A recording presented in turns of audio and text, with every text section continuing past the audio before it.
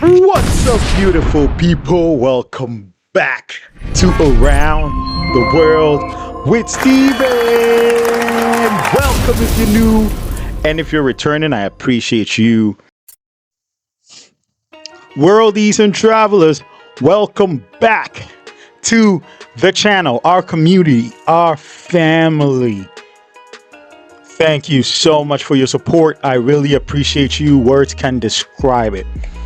Now, I've gotten back to the reaction train where we're doing reactions that were requested. I'm back on Run Mango. So today we're going to do something from that channel, and this is going to be the Parasite actor.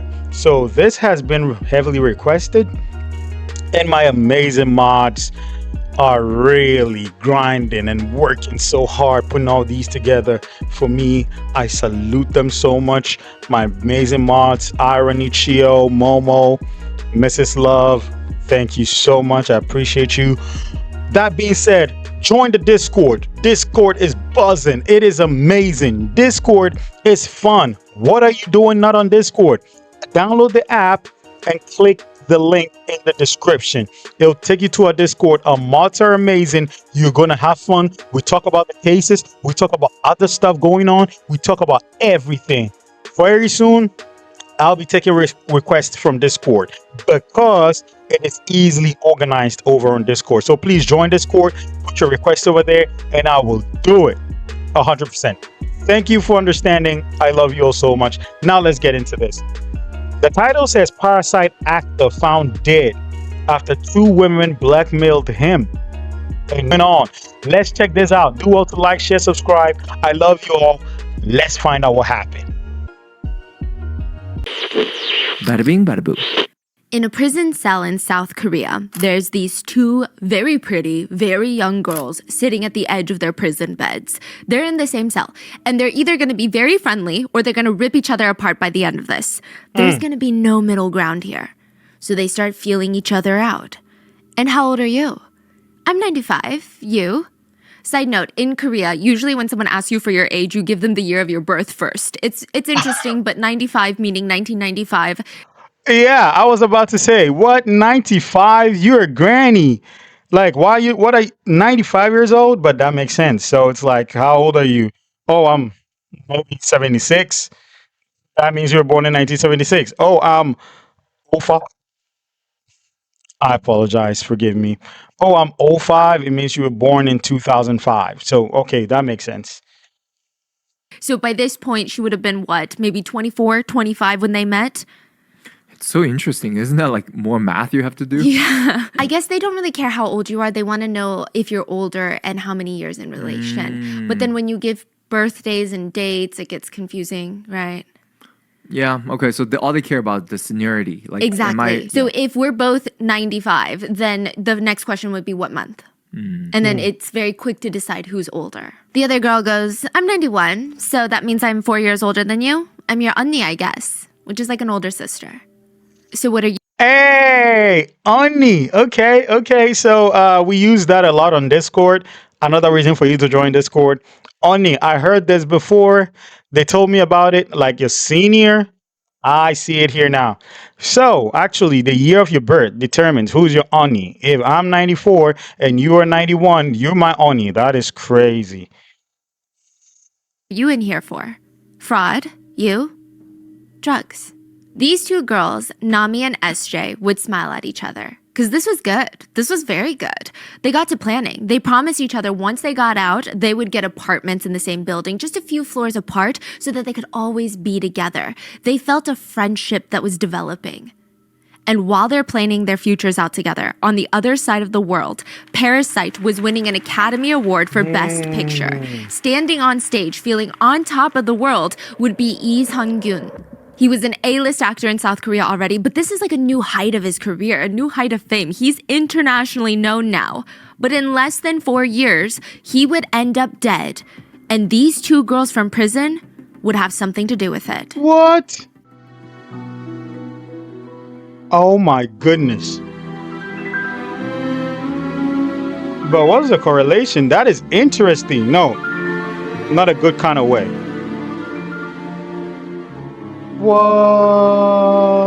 What? comments. And a quick content warning, there is brief mention of suicide in this episode. So if that is something that might bring you to a dark place today, please just take it easy, skip this one, go watch a comfort show, and stay safe. So with that being said, let's get started. Nami had been out of prison for a while, and everything was working out relatively like she had planned. She's living in the same apartment complex as her best friend Estray that she met in prison. She's running her own business that's doing really well. And then, boom, a text message comes in ready to ruin everything for Nami. An unknown profile on Telegram messages her. The user's name is Nenemtin. Nami has never heard of this username. She has no idea who this is. This person isn't even in her contacts. It's a total stranger. She goes to open the message, and it reads, "The stuff on your photo albums." What? What is this person even talking about? So she texts back, "What about my photo albums?" A lot of fucking celebrity photos, enough to make the nation flip shit, huh? Whoa. Whoever this person was, they knew exactly what kind of line of work that Nami was in. So she quickly texts back, unfazed. "My goodness, I didn't know we were still living in the past era. I'm feeling under the weather, so I'm just gonna head to sleep now." What an odd exchange. Like, who the hell is this person? Nami's trying so hard to play it cool, but it is bothering her. She immediately screenshots all of the text messages and sends them to her best friend, SJ. And the both of them, they go into detective mode. They're trying to investigate. But this is an account from Telegram, which is anonymous. They have nothing to go off of, but maybe the blackmailer's username, texting cadence, any hints in the messages themselves, which are basically none. They barely exchanged messages so far. So let's start with the name. Nenemtin. SJ, the friend, immediately screenshots something and sends it to Nami. It's a package of instant noodles. 비빔면, which is like a cold, spicy, stir-fried noodle, but the brand calls that noodle Nenemtin. It's a household brand in South What? Korea. So this is just a So- food brand? Yeah, name? so I guess it would be the same as someone's username being SpaghettiOs. It's a brand by Chef Boyardee. Like, that's the Yeah, name yeah. of their product. Yeah. But Isn't that interesting? Like somebody trying to blackmail you with celebrity photos on your phone? But what, I mean, most of us have celebrities we likes photos like in our phone. I mean, I don't see how that could be anything. And then the profile of the blackmailer is noodles. Whoa, this is getting interesting. it's technically, I mean, and I don't know if you would call it spaghetti, but you get the idea. It's very brand specific. So SJ sends Nami a screenshot of the noodle packaging and she says, "Nami, young people these days call 비빔면 by the brand's name instead, 내냄tin. Do you think this person messaging you is..." And Nami's like, "I know exactly who it is. Precisely. It's 정다은." What? So this case is actually has a lot of very random, bizarre people involved. One of them being Chung Ta-eun. That's their name, Ta-eun. Ta-eun is kind of famous. They're an 얼짱 contestant winner. 얼짱 is literally translates to best face. Like 얼 is 얼굴, face, 얼. And then 짱 is like the best. So they would have these reality shows, contestant shows, contest shows where they would bring in the best faces from the nation and just basically whoever has the ideal face wins the contest. Like a beauty. Wait. Best face? Best face. This face. Why? Do you have to have like a strong jawline or some, and then they vote on who has the best face and that's it? If somebody has the best face this year, is the person not having the best face the next year? The same person will win every time.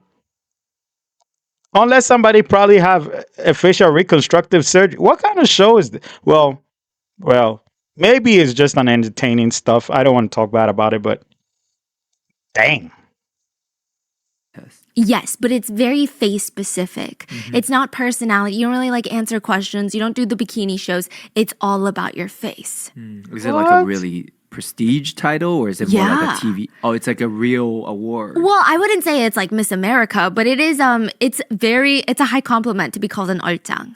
But it's not really something that you have to win through that competition. It's you could call anyone on the internet an 얼짱. It's a compliment. Basically. Yes, and they have a very specific look. It's like that perfect face look. Like I would say maybe Karina from aespa is the best comparison. Like that is the it look. And Taeun got famous for having a good face. And eventually using that fame, Taeun would start working in the music industry. But probably what they're the most known for is dating Han Seo-hee.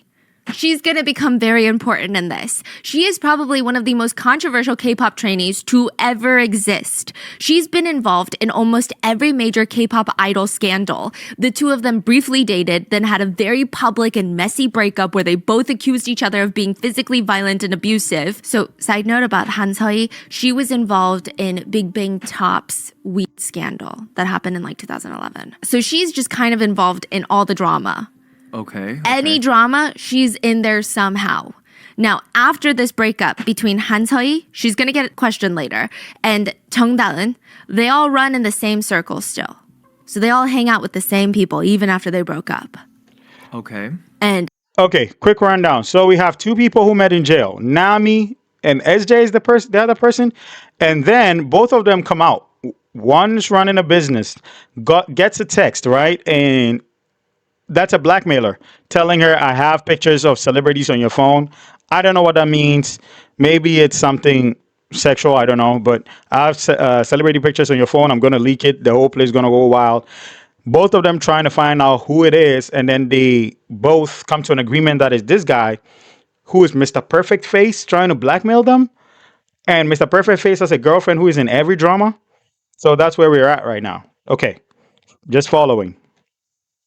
they hang out with Nami and SJ. Taeun also has a criminal history stemming from selling drugs on Telegram. And this is where the dots start connecting some more. Taeun's Telegram username used to be Japageti, which is a brand of black bean noodle. So black bean noodle is the dish. But Japageti is a very specific noodle brand's version of that dish, and they call it Japageti. It's not even black bean noodles, it's the brand's name for it, just as how Nenimtin is not spicy cold noodles. It's the brand's name for it. So that's how she made a connection, because Yes. she always uses brand's name as her name. And Taeun is younger than them, in early 20s, so they're like, okay, young people call 비빔면 nenentim, you know, which older people don't really do that. They also really like to use these brand names for food as their username. And on top of that, the two girls remember that Taeun also had a bit of coding experience. So to them, everything is clicking, everything is making sense. Taeun did this. Taeun hacked into Nami's photo album and got all the pictures of the celebrities and is now blackmailing her because Taeun is the blackmailer. Nah, that is such an easy way to just string things together just to make sense. You're tying that to him because he had a brand of black bean noodle as his name on Telegram once, and this also is a brand of noodles, so that's him, and he's young. Bro, how many people are in South Korea? A whole lot. How many people could have done this? A whole lot. And because he has coding experience, so it's him. It's like somebody using a certain type of name on Facebook and somebody's threatening me, and I'm like, oh yeah, this person usually uses construction names as his profile. The person that blackmailed me is using a construction name, so that is him. And he also has coding experience, so that's definitely him. That is not definitely him. That could be him though, but that is not definitely him. I'm not buying the fact that it is definitely this Mr. Facial best face guy. It could be him, but I don't think it's 100% him. The spicy cold noodles were, though, they're just getting started. They text Nami some more. You're ignoring my text? When I see that you've clearly read it, I'll go straight to the celebrities instead then. Get ready to get f***ed. Another text. Make $75,000 by Wednesday, and I'll add in another $8,000 for each day that you're late. I'm not going to ask for more after this. I'm not some sort of gangster. Get all the cash that I want by Wednesday and put it in the fire hydrant in front of your house. Listen to me. Unless you want to ruin everything for everybody else, don't fuck up everyone else's life. Just fuck up your own.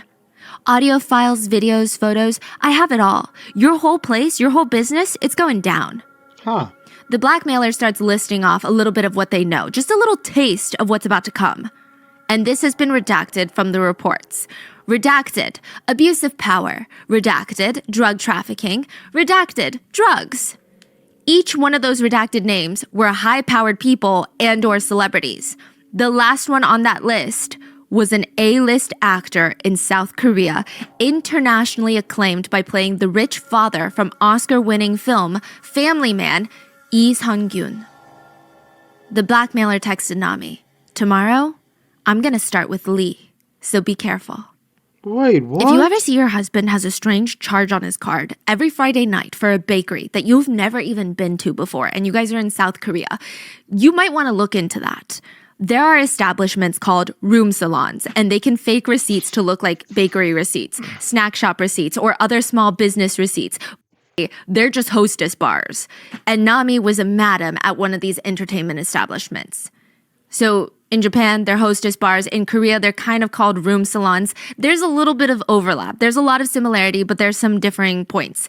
They're like fancy karaoke bars in Korea with private rooms. So the sole purpose is entertaining men. They remind me, again, quite a bit of the Japanese hostess clubs in the sense that you walk in, you get escorted into a private room. Most rooms have the karaoke set up so you can sing, or you can pick hostesses to sing and spend time with you. And a big part of it is de-stressing from this corporate world while you're having someone tending to you and boosting your ego. But that part is the same. But Korean room salons have a few slight differences. Like the fact that they have most of them have a pretty strict no phones rule in the rooms. No phones, which makes everything feel just a bit more intimate, just a bit more private. And Korean room salons, they focus heavily on exclusivity and status symbols. Some clubs, they won't even let you in. You walk in, you're like, "I've got $10,000 that I want to blow right now." They're like, "Sorry, sir, you're not a member." So Whoa. and in Korea, if you ever hear something called 1차 and 2차, this is what they're referring to. There's two tiers to room salons. 1차 is when you're on the premises, when you're in the club or in the room salon. You can usually flirt, get that emotional connection. Sometimes you could probably fondle the room salon girls, depending on the room salon, right? Depending on the establishment. And then there's something called 2차, which is level 2, second tier. This means that after the room salon date, you go out, usually off the premises, and you go full intimacy. These room salons, they can get really pricey. If you're going to go to a really nice, luxurious one in the center of Gangnam, you can expect to pay around $500 to $1,500 per person per night. Whoa. Yeah, it's insane. You have to pay for the room fee, then the food and the drinks, then you have to tip the hostesses. And then there's different leagues of salons. There's a ranking system for the girls at these types of clubs. So you've got the Puchangdong style. Now this style is very overtly style. Sometimes the girls you walk in, they're just wearing their undergarments. Then you have the club girls. They're a bit more clothed than just their undergarments, but it's like the next tier up. Then you get higher up, then you have the 15%. This means 15% of the top prettiest girls in room salons. They call it like a 15% club, Wow. which means you have a certain league of aesthetics in the girls there. Very attractive. They probably will not tolerate touching inside of the store. Then you have the TPs, the 10 Pro, which means 10%. 10 Pro, yeah. So girls, they look like celebrities. They're usually very educated. And if you're filthy rich, you could even sponsor one of the girls to be, like, I don't know, your girlfriend, your side girlfriend. Now, side note, it does seem like a few celebrities have been seen frequenting these room salons, and I know it's a really controversial topic, but some netizens say that there might be a reason why celebrities might like these room salons more than the average civilian. The no phones rule, that might ease some of their anxiety of always Yeah, that was what I was about to get to. Because when she said no phones rule, I was about to say, what? Then I remembered anonymity, privacy, because they want every guest to feel like it's safe around here. If everybody's allowed to bring in their phone, you can get a picture of somebody being intimate or somebody who's not supposed to be there, who's there, right? So no phones policy makes sense. And it's like the whole tier system. I did not know this. So that is really insane. That is really, really insane. And she said that one of the prison girls used to work there, the one who was being blackmailed. So it's making me think the celebrity pictures on her phone is probably celebrities that frequented there. However, there was a no phones policy. So how did she get pictures of that? This thing is getting interesting. Feeling like they're going to be filmed by other people when they're in establishments, that other parties, not even in the room that they're in, are filming them. Like they're just trying to have fun, right? And perhaps to some of the older generations of celebrities, it's purely just habit. Apparently back then, if you wanted to land a role in a movie, you would have to shake hands with the director in a room salon. It was so prevalent that when a new up-and-coming director came out and started his own production company, he was this close to naming it NRS. What's that? No room salons. Because he hated it so much. He was like, this is a part of the industry that I wish would just die off. I hate it. Like, that's how strong and prevalent it was. So it is very deep-rooted in the celebrity culture. Yeah, okay. Like, I think it starts when you don't really have a choice. You just have to go. And the one in question today is dubbed a 1% room salon in Gangnam, meaning they only offer memberships. You cannot step in there and book a private room unless you're a member, even if you have the money, which adds to the exclusivity and the discretion of the business. Only the top 1% can afford this room salon. And it's speculated that a few hours in this type of club with 3 to 4 people in a private room, that's about $6,000 to $8,000. Ooh. And because of how expensive the barrier of entry is, less people would go. And it might honestly make a great place for celebrities to feel like they're getting away. I'm not recommending it. I'm not saying that they should, but I can maybe kind of see why. The barrier for entry is so high. Maybe it feels like it's more secretive and not many people are going to out you and talk about it and post and like little sneaky pictures of you online. And you can finally just have some fun. Nami runs one of those, a 1% club in Gangnam. But there's a give and take in place for room salon madams and their high profile customers. I don't want to say clientele because that makes it sound like they're buying intimacy. Right? That's not what I'm insinuating at all. But just, customers, patrons of an establishment. Discretion. You get paid to not talk about what you see. Once that trust is broken, nobody's going to want to visit Nami's business ever again. And this blackmailer is going to ruin her entire career. Even if Nami gives the blackmailer the money, who's to say that they're going to stop there? What if they keep going? What if they keep coming back for more money? It's never going to end. So, if quick question here. If Stephanie says Nami run one of the room salons, does it mean that she had a whole establishment where she was the owner and then she had girls working under her? Or when she says she runs it, she was one of the girls who had her own private room in an establishment? That is crazy. So the blackmailer actually knows that and knows she has photos of celebrities that came to her room salon and is threatening to leak that. Okay, so that explains why she was worried. That is insane. And that is going to cause a lot of stare. Ding! Another message from the Noodle Telegram account comes in. Do as I say unless you want to ruin someone else's life. I don't think you know the situation that you're in right now. If you ignore me again today, I'm going to reach out to your mom. Nami sent more screenshots of these conversations to SJ, her best friend. And SJ's just trying to warn Nami. Like, don't piss off the hackers. Don't piss off the blackmailers. Just figure out what exactly they know. Like, what in your photo albums? She texts, don't turn them all into enemies, Nami.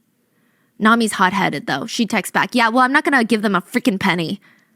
Just find out what they have on you first. Hear them out. SJ tries to comfort her best friend, Nami. I mean, even if they know you're doing drugs, they can't touch any of your celebrity friends, like Lee Sung-gyun, the Parasite actor. How are they going to touch him?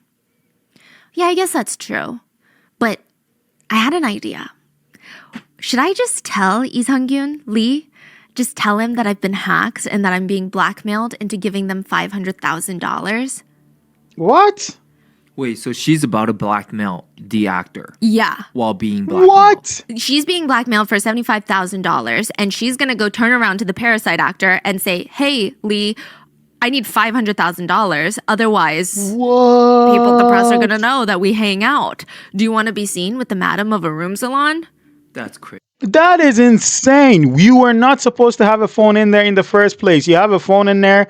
He probably has no clue that his private time is on somebody's phone in the first place. And then you get blackmailed by somebody you do not know, and you in turn want to go blackmail him for a higher amount. The 175,000, you're gonna in turn tell him, oh, you know what? They're threatening to release footages that I wasn't supposed to have anyway, and they need 500,000.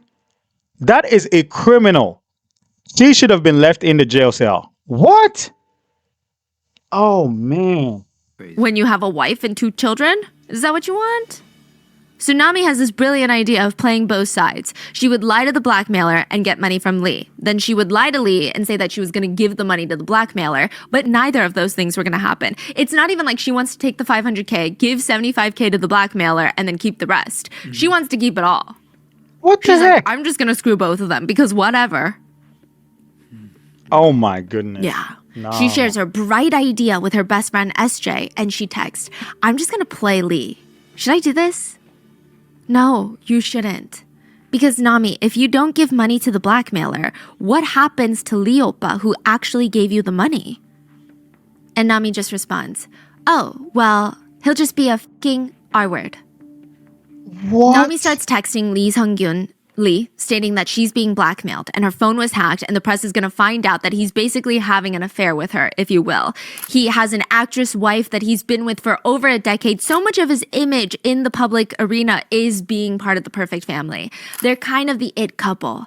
They're like a middle-aged but it couple. They're both at their prime. I mean, they share 2 beautiful children together. But now the blackmailer knows that Lee, the perfect family man, has been spending some time with Nami, the madam of a room salon, in her private residence. And for that information, Nami's like, okay, you know what? Oppa, I negotiated and I got it down from 500,000 to 250,000. So I'm gonna need 250,000. Nami starts texting Lee. Okay, Oppa, I have to make a choice now. First things first, Oppa, you need to live. Even if something happens to me, you have to live. That's why I'm telling you all these things about what's going on when it would be better for me if I don't tell you.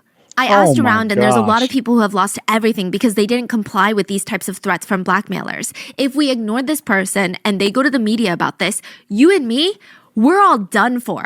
Like, not saying this relationship is done for, but she's insinuating our lives, our careers are done for. Just trust me this once and comply with the demands of $250,000 and I will make sure nothing incriminating about you gets out. I'm going to turn You're not gonna make sure of nothing. You are a bad person. You are inherently bad person. You are the reason why this video or picture or whatever exists. It shouldn't have. And you are the one trying to milk this thing, be a criminal about it. Going to him for 250 without the intention of giving 75 to the criminals. You want to take it all and then disappear, run. So the threat still remains. Your phone could still be hacked after he pays 250. Man, this is crazy. This is crazy. And she's sounding like she has his best interest at heart. Oh, you know what? I'm trying to help you out. I'm trying to do this with the intention that you give me the 250 and I'm out. I'm going. I don't care. They could dox you or hack you for all I care. turn myself in today for questioning because they're saying that they're going to go to the police about my drug reports. Do you think that they're going to run forensics on my phone? Nami continues trying to get $250,000 out of Lee.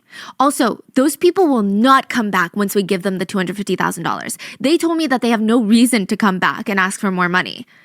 But right now, if I ignore them and you ignore them, I mean, it could go to the press. Then at that point, both of our lives would be over. And like, I mean, just trust me. I'm going to take care of this situation so cleanly. Just trust me. Nami tries to soften the situation by saying things like, Sai, the world really has gone crazy these days. Cry face. Don't worry too much, though. Lee texts back, okay. She texts, I'll call you later during the day. Life is so hard. Are you available to talk during the day? I'll call you later. Lee gets her the money, $250,000 in cash. But he was very clearly hesitant. You can tell from the text messages. He doesn't know if this is the route that he wants to take. So he's not like, oh yeah, take the money. We got to make sure this never gets out. He's just kind of like confused and he doesn't understand really what's the best choice at that moment.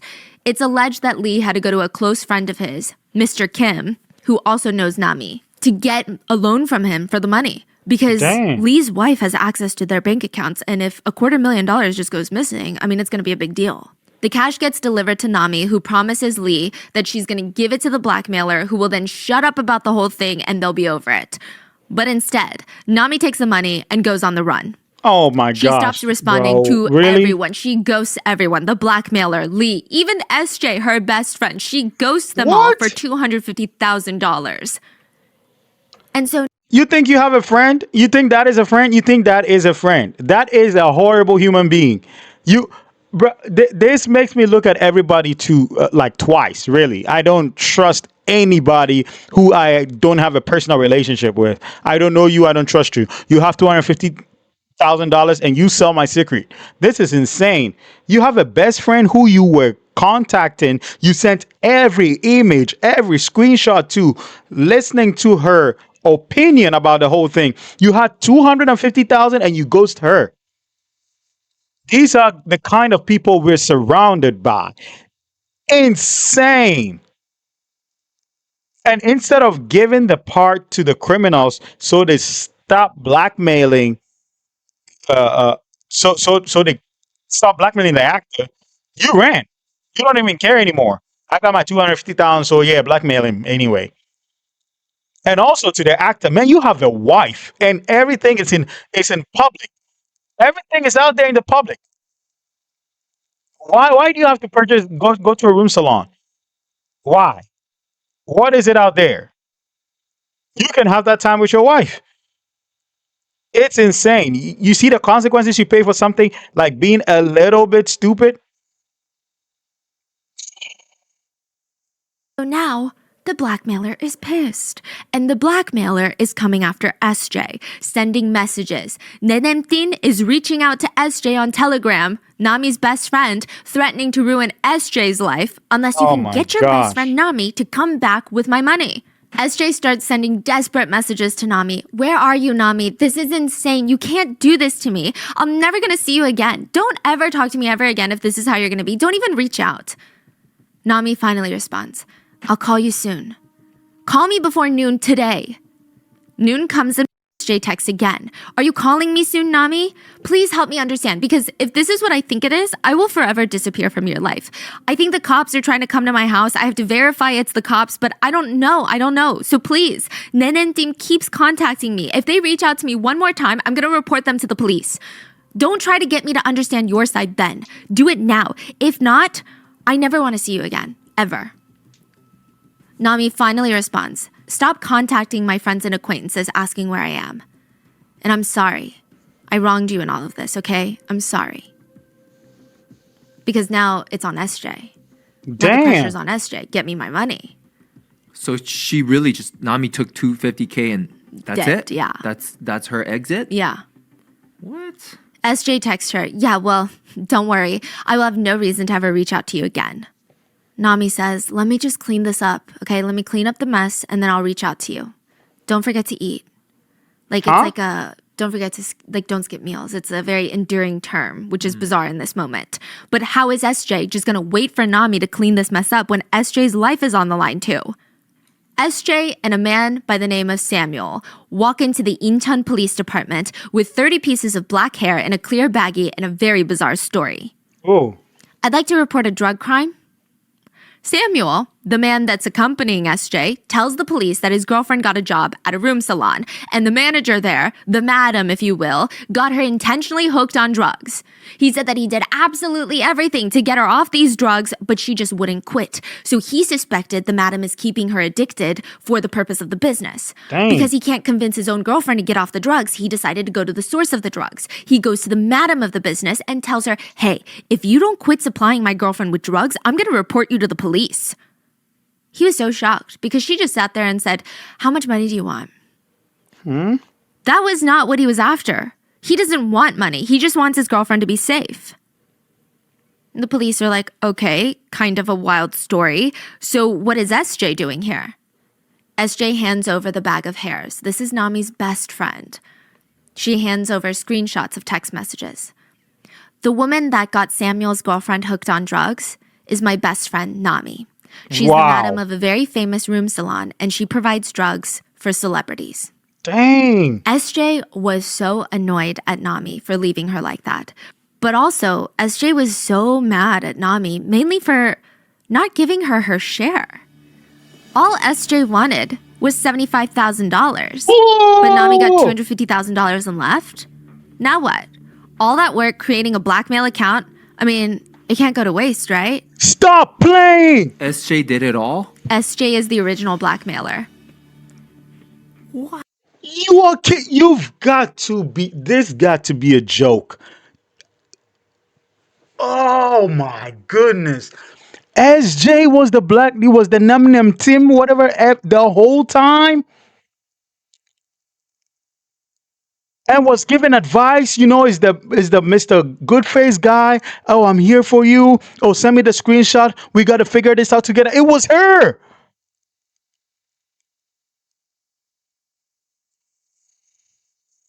Oh my gosh.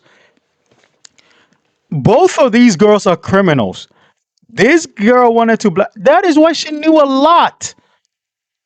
She knew the room salon. She knew people who were coming in there. They probably talked about it a lot, and then she concocted all this stuff with the same info they talk about.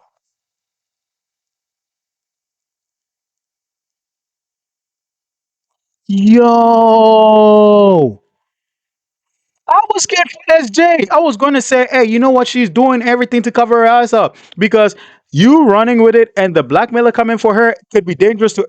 She was coming for herself. Dang, bro. What? Yeah, because Nami would tell her all these wild stories and send her pictures of all the celebrities that she would meet at her room salon. And now SJ's like, oh, you know what? I need some money, so I'm going to blackmail my best friend. Damn. This is crazy. Yeah. And Nami has no idea. No. She's going to find out, but as of right now, no. She thinks it's Taun. But they're both so f***ed up too. The level of evilness just keep on going. Yeah. Like one crime, they follow up with another, with something even worse and worse and worse. It's like they're willing to commit the crimes, but they're also willing to do it to the people that they're supposed to love the most. Exactly. And like be the closest to. It's really bizarre. They have no moral standing, and a lot of netizens argue which one is worse between the two. It's really hard to decide because it's just both so uniquely evil. It's just so bizarre. So now, after reporting Nami, SJ texts Mr. Kim. Again, this is the Parasite actor's close friend, the one that also knows Nami. And he's also the one that loaned the cash. Remember? Oh, yeah, Mr. Kim. Yes. So SJ contacted Mr. Kim. Yes. Mr. Kim already gave $250,000 to Nami. Yes. SJ reaches out to him, trying to get more money out of him Oh because my Nami ran gosh. away. No. SJ basically reaches out and is like, hi, I'm the original blackmailer. Nami took the freaking money and ran, so I'm gonna need you guys to give me my cut. Pay me my money. I never got paid, so the blackmail threats are still active. But Mr. Kim just responds to Nenemtin. There's no response from our side because giving more money, I mean, it seems like this side has given up. Like, we've given up. Do you really think that we will believe that this will ever end? Even if you say this is it and that Nami took the rest of the money and ran. Honestly, I don't know. We don't know what to believe. And I'm just in the middle trying to keep this under wraps. I even sent my own money too. Geez, I mean, I think the best way to resolve all of this is if we all meet up together, sign some sort of contract. Otherwise, no deal with more money. So he's like, we need to get together and sign some documents if you want any cash at all.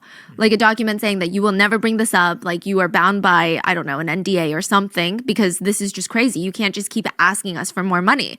Mr. Kim goes, or we can just go the legal route because this is extortion. Honestly, I don't get any of this. Even with that amount of money, $250K, Nami will last maybe 5 years. So why are we even doing stuff like this right now?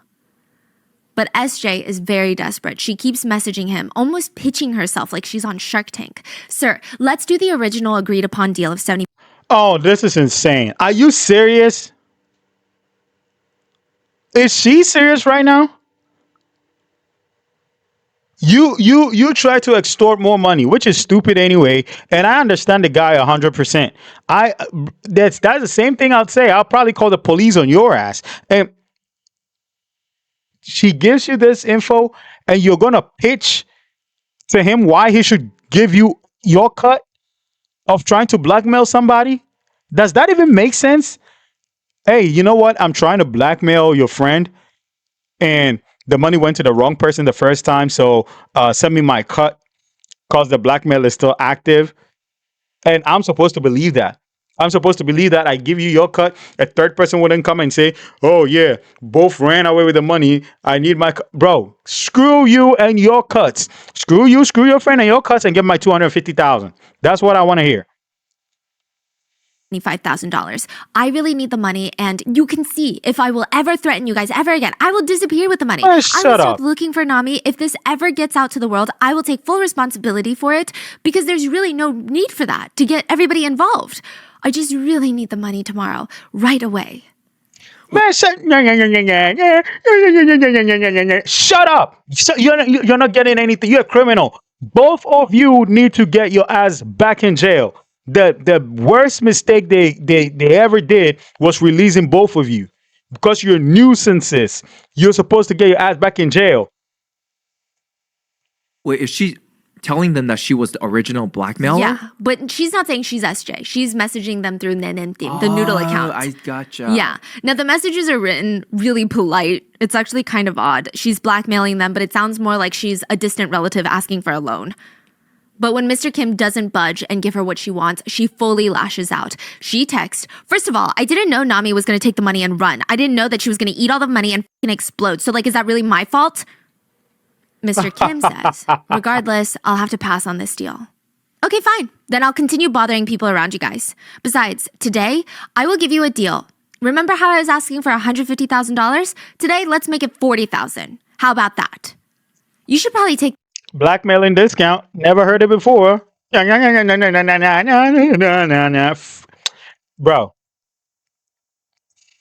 the deal with this kind of cut. Try standing in my shoes for once, sir." Mr. Kim makes a deal, and the blackmailer tells him that he will send an assistant to grab the money. That assistant is SJ. Yeah.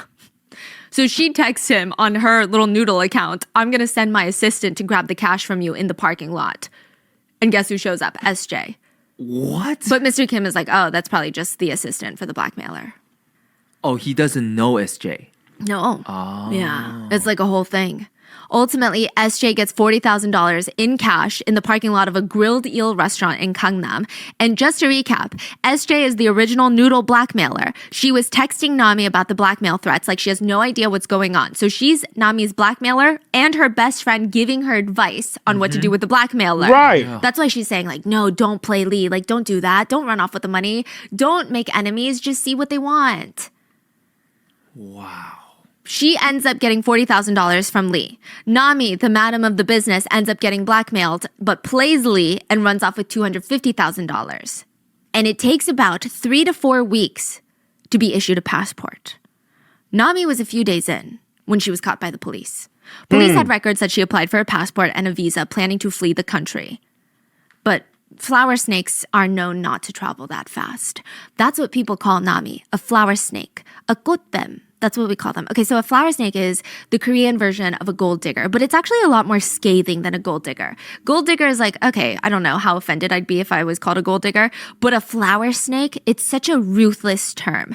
It's a woman who waits in the gardens like a little snake near all the beautiful flowers, just waiting for someone close to come by. They slither towards their next victim, seduce them, and then ask them for money in return for their silence. So it's not even someone that wants to date someone with money.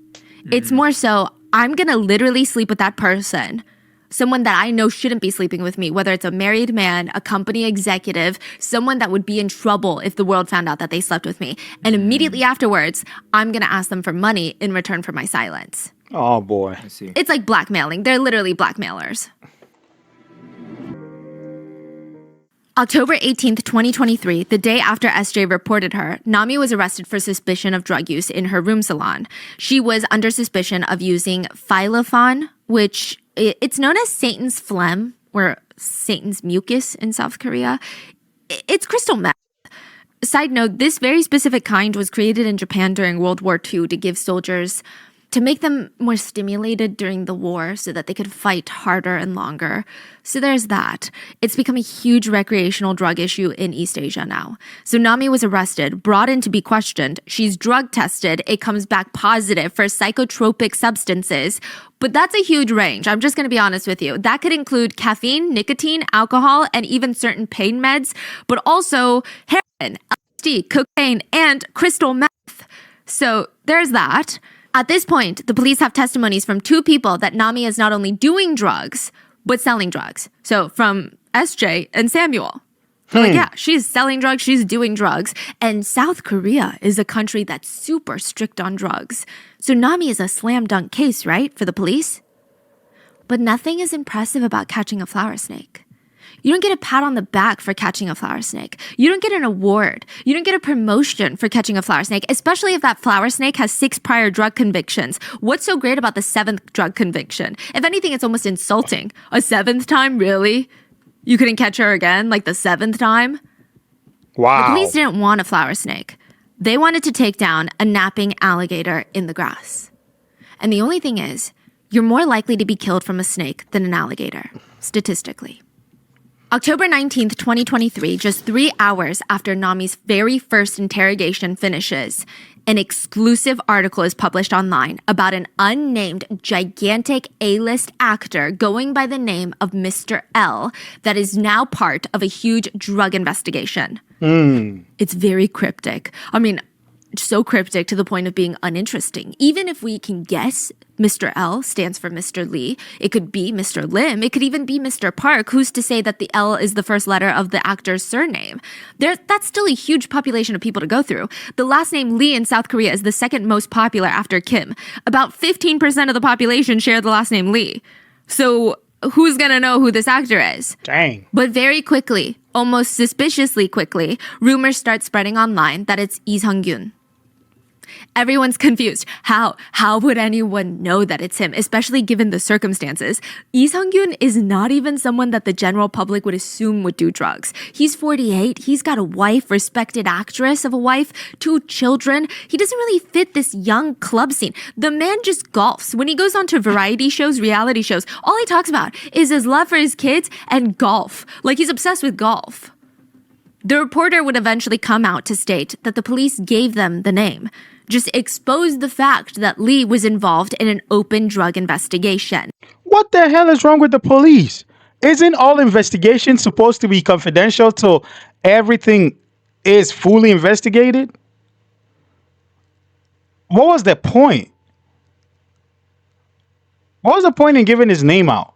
I understand sometimes the police ask for help from the citizens to help catch somebody. They bring a sketch or they give some info. But you don't give info when there's nothing to be looked out for. He's not running around unaliving people. He's not doing stuff like that. He's just an A-list celebrity who is entangled in this case. Was he supposed to be in there? No. So why give out his name? For what reason? What was the point? And the media ran with it. They dropped article after article after article that Lee was accused of cheating on his wife at a room salon and taking drugs with the girls there.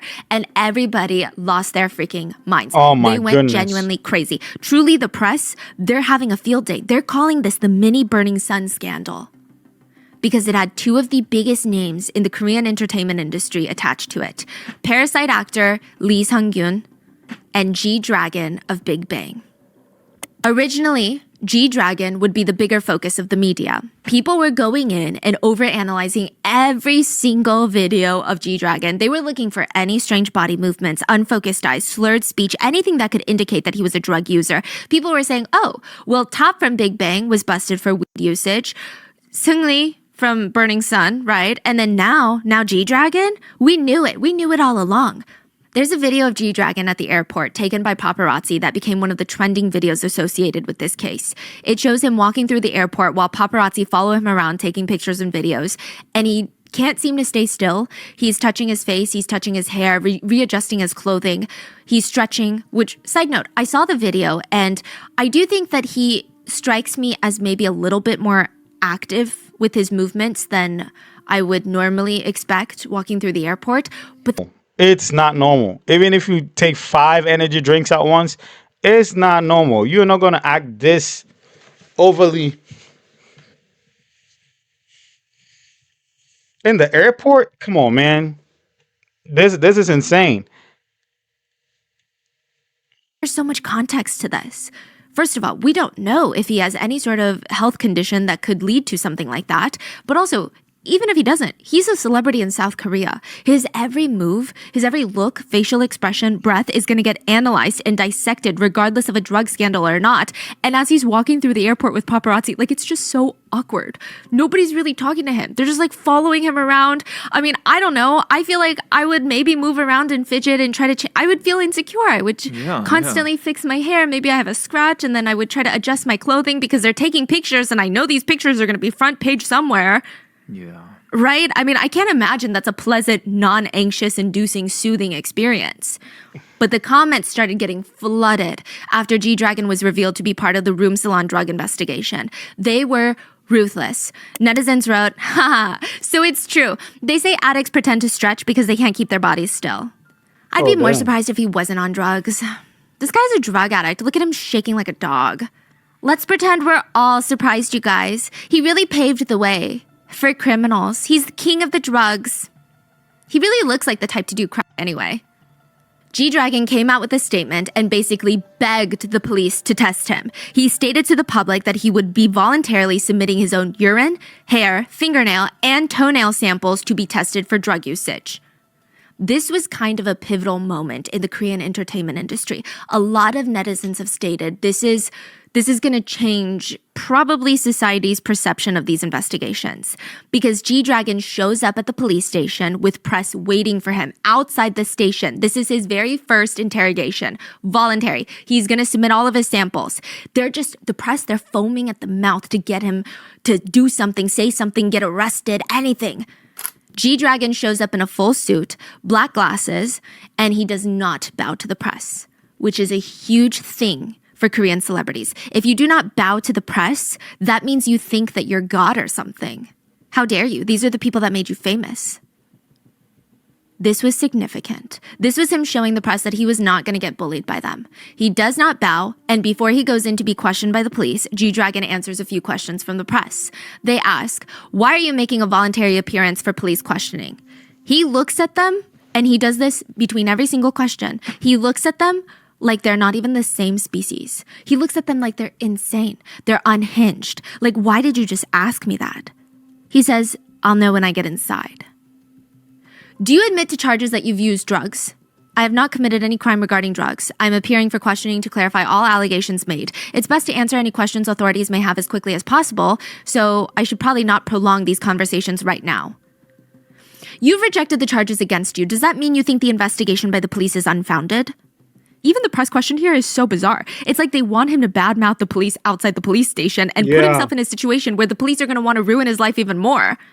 The press is horrible. The press is guiding him to saying something that all the press wants are clicks and headlines. They want something huge. Oh, G-Dragon did this. G-Dragon did that.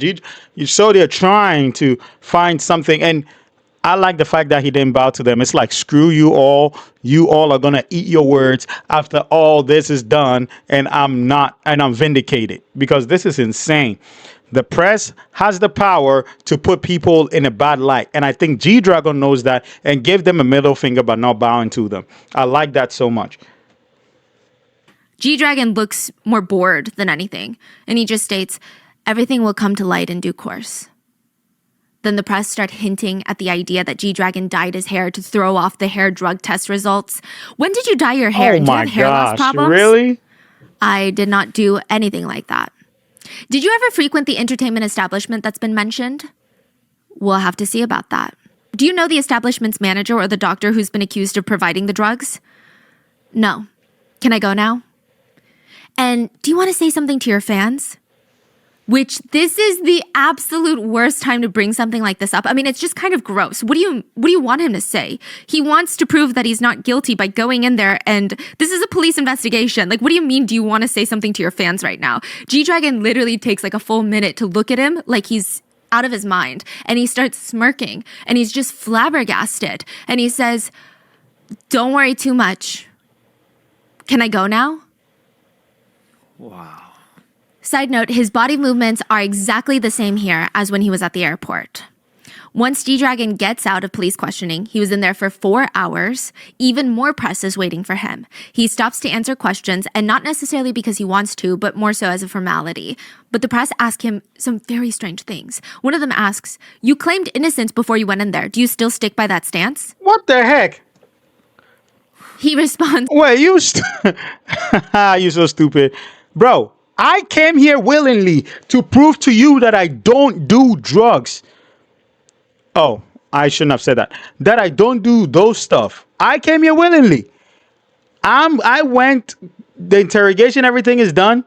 And you're asking me if I still stand by me saying, oh my goodness, wow. "Wouldn't it be wrong if I changed my position?" What was the result of the urine test? It came out negative. From now on, I hope the authorities will carry out an accurate and swift probe that will resolve this matter. Are you willing to accept future summons by the police to be questioned if they ask you to come? If they call me, I would have to come, no? Bro, what kind of question is that? Yeah. It's almost like, just tell us you did it. It's almost Yeah. like that kind of tone. Yeah, Like, what are you exactly. talking about? Just tell us you'll Exactly. never listen to the police and you don't want to cooperate. Like, what? Yeah. What? He literally looks at the press like they're crazy. In today's probe, did the police show you any evidence related to the allegations raised against you? No, they didn't. I just hope no more energy is spent on unverified matters. You were questioned for 4 hours. What are the areas that the police focused on?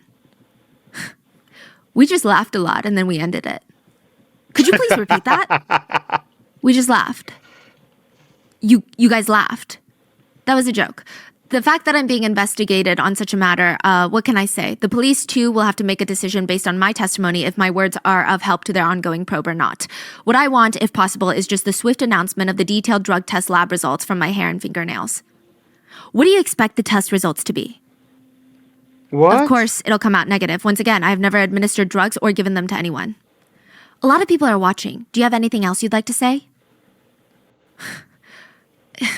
Yes, a lot of people are watching right now. So I would just say there's no need to worry too much. I hope they'll trust me and wait.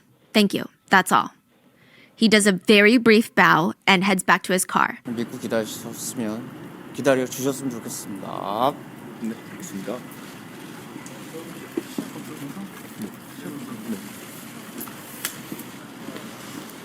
G-Dragon's test results will all come back negative. And he would post on Instagram, 살필 규정, which means everything will always fall back into the right pattern, almost like karma. It's used frequently in settings when someone gets accused of doing something that they didn't do. So they're being attacked, but it's almost a feeling of just wait because the truth will settle in and everyone will realize what's been happening.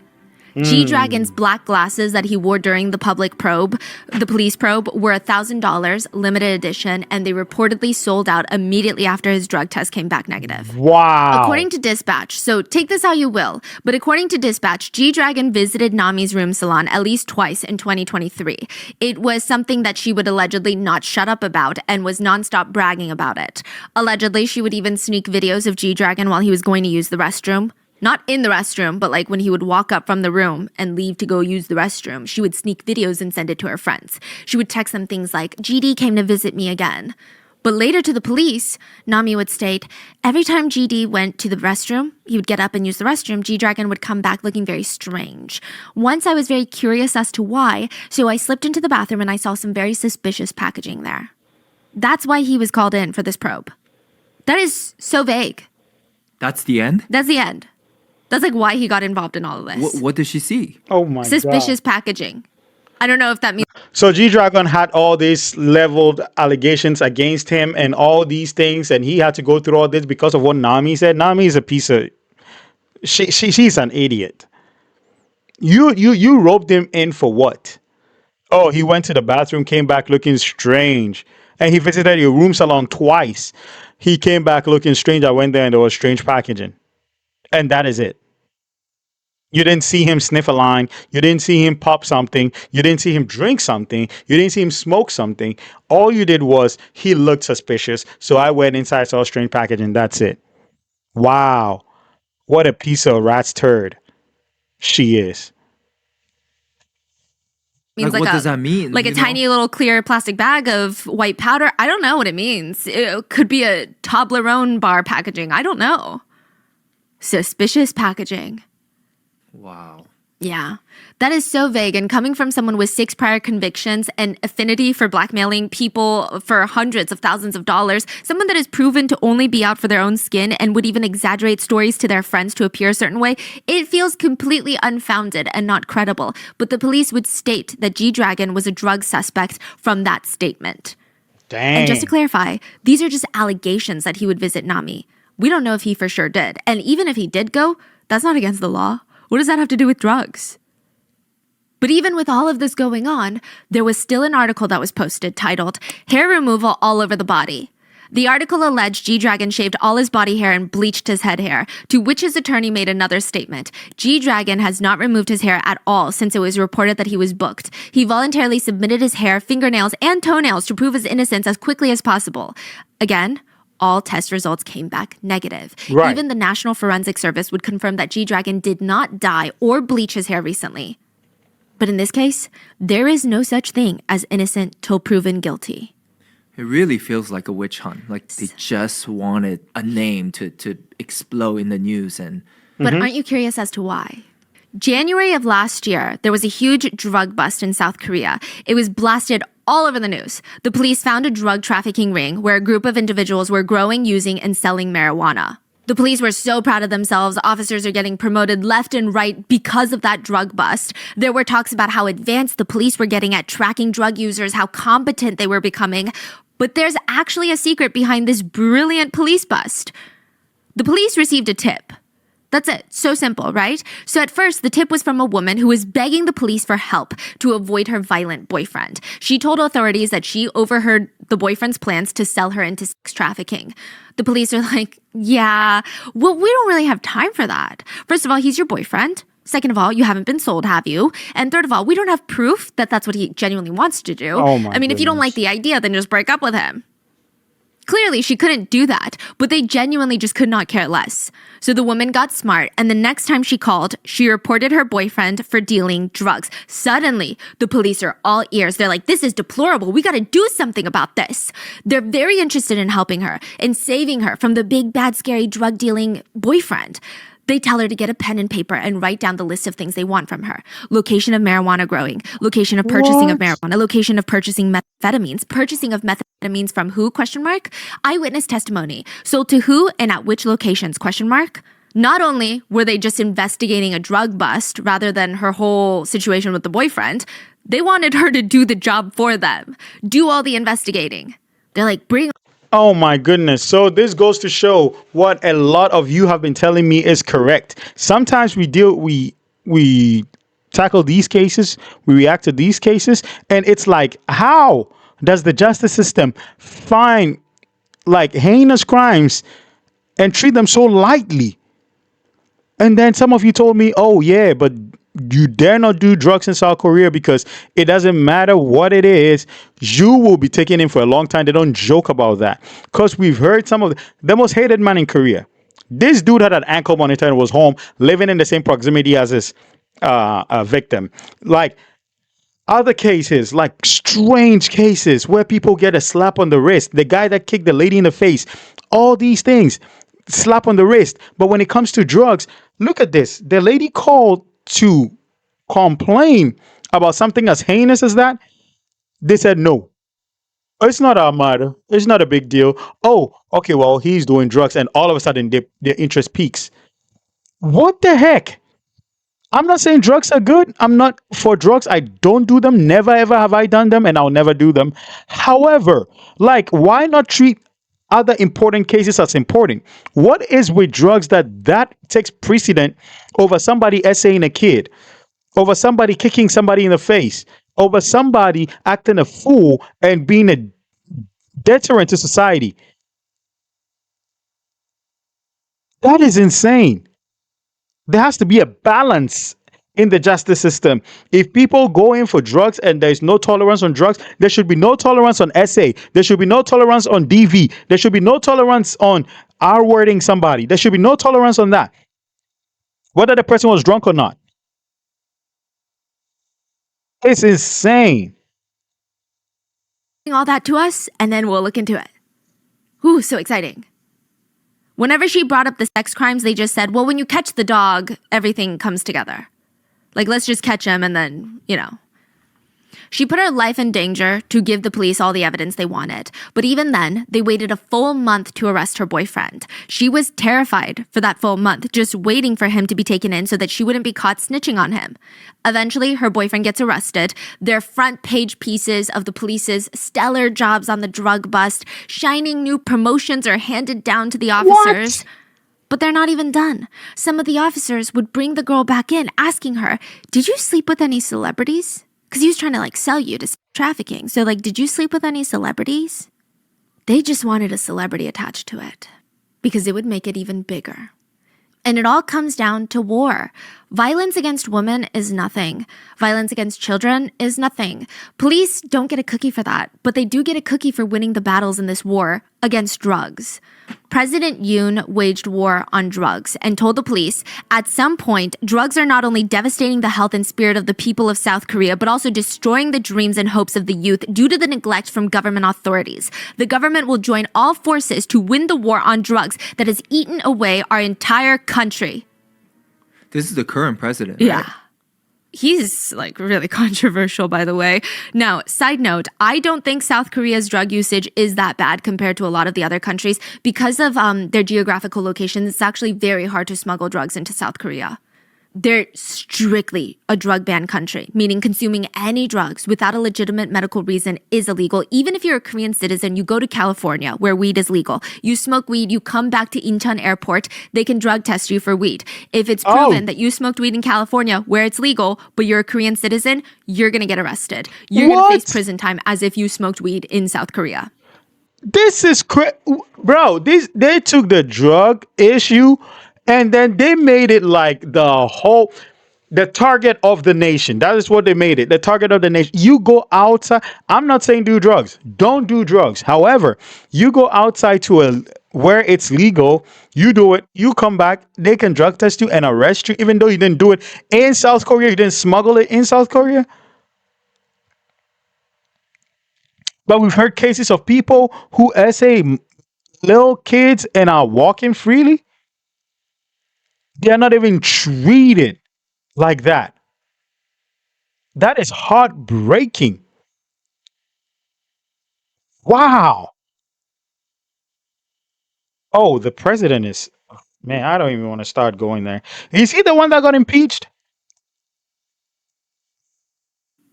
So to incentivize the, quote, war on drugs, President Yoon's administration stated that they would prepare large-scale rewards, including special promotions for those who show achievements in excellent cases against drugs. To simplify, the police are almost dangerously incentivized to focus on drug charges, and that's it. And they know that any big drug scandal or news will be heavily watched, heavily monitored, not just by their boss, but their boss's boss's boss's boss's boss, the one that has the ability to give you a life-changing promotion with a giant payday. It will be watched by the president of South Korea. There's a speculation that the police felt a lot of pressure now. They bit down on the cake way too early, and now everyone in the nation is staring at them with icing all over their face, and it's too late to back out now. It's way too embarrassing. You're talking about G-Dragon name is clear. Now they're like, what do we do now? Yeah, this is embarrassing. We look stupid. Right. And the way that G-Dragon handled the press conferences, it's he's basically showing the cops that they're stupid. And also just for context, for anyone who doesn't follow K-pop, G-Dragon is probably one of the biggest name in the K-pop industry. Yeah, he was one of people call him Gen the 2, OGs. right? Yeah, Gen 2. So it's an OG, still one of the biggest name in the country. So yeah. Oh, really? His name associated with this frontline news, it's crazy. Now, their investigation relied heavily on testimony and there was zero evidence to back it up. So what happened to G-Dragon was humiliating for the police. So it's likely that they wanted to make sure that Lee doesn't get away. In Nami's 17 interrogations, so Nami, the madam, would be interrogated 17 times by the police. Lee's name was mentioned 260 times. What? Nami would state confidently that Lee did drugs in her house. How did he administer the drugs? Oh, I have a silver pipe in my house for smoking weed. When the police searched her house, they can't find the pipe anywhere. But it doesn't matter because as long as Nami is saying it happened, the police believe it happened. Oh According to my Nami, goodness. based off of no proof, no evidence, Lee would come over to her house, smoke marijuana, and take ketamine. And take all these other drugs, like hard drugs. I mean, it got to the point where Nami's third interrogation by the police, she couldn't even pinpoint exactly when Lee did the drugs, allegedly. So the police start helping her, allegedly. If Nami would list a date that didn't make sense, the police would say something along the lines of, well, on that day, that wouldn't have worked because he had a so-and-so appearance, like he was doing a press tour. So that couldn't have been then. It's most likely more so around these dates, right? Or another time, they told Nami, well, Lee was on a business trip to the U.S. from August 29th to September 7th. So tell us about the date that you guys did drugs between August 19th and August 29th. Bro, you're not supposed to ask leading questions as an interrogator. Investigating, you are not supposed to ask leading questions because that guides the person, the perpetrator, or the one being interrogated to answer the question a certain way. In this case, because they wage war on drugs and that is incentivized greatly, they are actually guiding her to answer the questions a certain way, a way that makes sense, even if that wasn't right. Oh my goodness, this is bizarre. This is so bizarre. This is not good. This was not supposed to happen this way at all.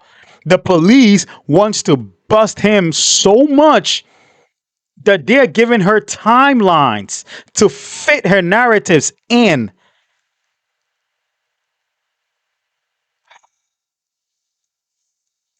If I didn't know any better, I would think they're feeding her these dates.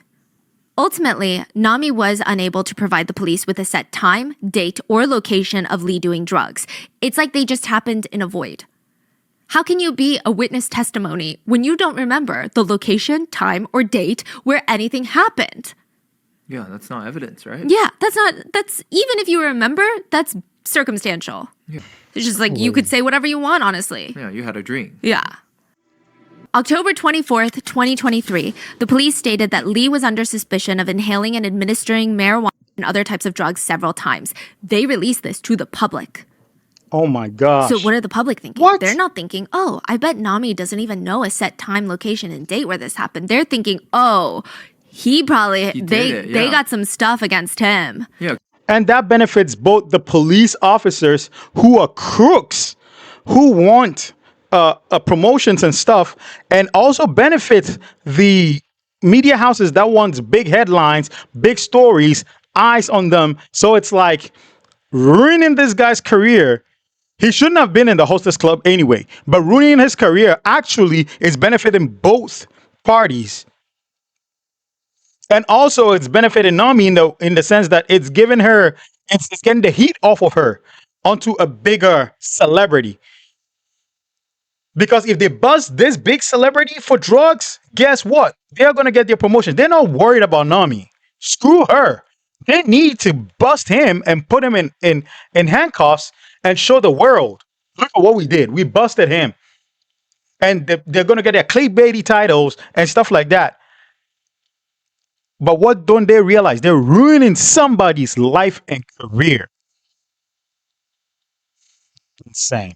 Because the police released that, like, Yeah. yeah. But they're not going to bring him in for questioning. This is all before they even talk to Lee and get his side of the story. They announce this, and they state that their plan is to secure the cell phone data and conduct forensic work before they actually summon Lee for an interrogation. Apparently, when you cancel someone in Korea, they call it narak. It almost translates to sending someone to hell, like sending them off. It's like they're standing on the edge of a cliff, and it's just the black abyss, and then someone just pushes them. You're just sending them off. Lee's agency, Hodu and You Entertainment, released a statement soon after the news broke. They stated, and this has been edited for length, "First, we would like to deeply apologize for causing any concern through the reports about Lee Sung-gyun. We are currently verifying the exact facts regarding the allegations raised against the actor Lee. We intend to faithfully participate in any future investigations, including submitting cell phones for analysis. We have not yet been contacted by the police. However, actor Lee has received continuous blackmail threats from an unnamed woman, Miss A person related to the incident. Lee has filed a complaint with the investigative agency. We will inform you of future progress in this regard through our legal representative. We ask for your generous understanding." Lee and his agency do respond rather quickly. They even state that Lee is being blackmailed by someone involved in all of this. The general public did not care. The statement just wasn't good enough. People compared Lee's statement to G-Dragon's and they just fully ripped it to shreds. They did not like the fact that Lee's agency did not comment directly that Lee never took the drugs and that he never went to the room salons. The public felt like a non-denial was basically admittance that he did all those things. Some comments at the time read, "So who threatened you into taking drugs? Who asked you to provide an excuse to blackmail you? What kind of joke is that? You irresponsibly say, 'Oh, I want to enjoy the pleasure of the moment,' and now you regret it?" Another comment reads, "This statement is the worst. I used drugs, now I'm being threatened. Are you really that pitiful?" Another one is just, the end of a messy life, huh? To make matters worse, two very well-known names in the drug world in South Korea were linked to this case. Hwang Hana, who has been in prison like 3 times prior to this for drug usage. Hannah's a Nepo baby. Her grandfather founded Namyang Dairy Company, which is the country's 3rd largest dairy company that specializes in like Yakult, the probiotic yogurt drinks. Hannah's dad is allegedly worth at least over $300 million. Hannah's a very interesting character. Her whole family is. Her family was in hot water when the dairy company made claims that their yogurt could prevent COVID. Yeah, we What? talked about her before, right? Yeah. Like the dairy princess. And her fiance mysteriously passed. Oh, right. Yes, she was involved in a very mysterious death. And like, there's just a lot going on. But Hannah is notorious for getting caught with drugs, going to prison, coming out, and then being like, I'm never going to do it again. And then getting caught with drugs. And I would say that, as of today, any association with Hannah probably isn't the best look. And Han So-hee was also interrogated. Han So-hee was associated with multiple K-pop idol drug scandals. Like I said, most notably Top from Big Bang. She was also involved in YG, like the YG of YG's trial. I mean, there's a lot going on. She's basically known by netizens as the villain of the K-pop world. That's how people describe her. And just like Hannah, any association with Han So-hee, typically not great. Netizens were commenting, there's a saying, birds of a feather flock together. Another one reads, they live a careless life. The same kind of people hang out with one another. Now the public is spinning together this story of how they're all connected and creating some sort of friendly drug ring together. Lee's lawyer came out to say the 3rd generation Chaebol and the aspiring entertainer are known to be subject to an internal investigation with Lee, but Lee does not know them, and the suspicion that Lee hung out with them at an entertainment establishment and took drugs is not true. We cannot reveal more at this time, but we will talk with the investigative agency about the allegations and cooperate well with the investigation. But nobody cared. Netizens commented on the case. His image has gone down the drain. I'm just laughing thinking about how much he tried to cover up his image so far. With this, Lee had to drop out of a TV series that he was working on called No Way Out, which there's a lot going on here, but the series name is No Way Out, and in it, a really scary criminal is freed. Lee plays a police officer that has to protect citizens from the criminal, but also keep the criminal safe from the bounty hunters that are after him. A lot of netizens saw the irony, they said, and demanded Lee be taken off the project because they could not see him as a police officer. Some netizens commented, in the future, when producing large-scale movies, the main character should undergo drug tests before proceeding. If you're honest, there's no reason you should say no to a drug test. But if you're not... If you know something about the Korean netizens, they are brutal. I reacted to Kim Se-ron's case, and when you are in hot waters or when you get into trouble, they will hump you. They will destroy, tear you to shreds. They will tear you to shreds. So to think that an A-list actor, not a B-list, not a C-list, an A-list actor is going through this, has been name dropped. Police spread his name before they could even tell him what was going on, before they could interrogate him.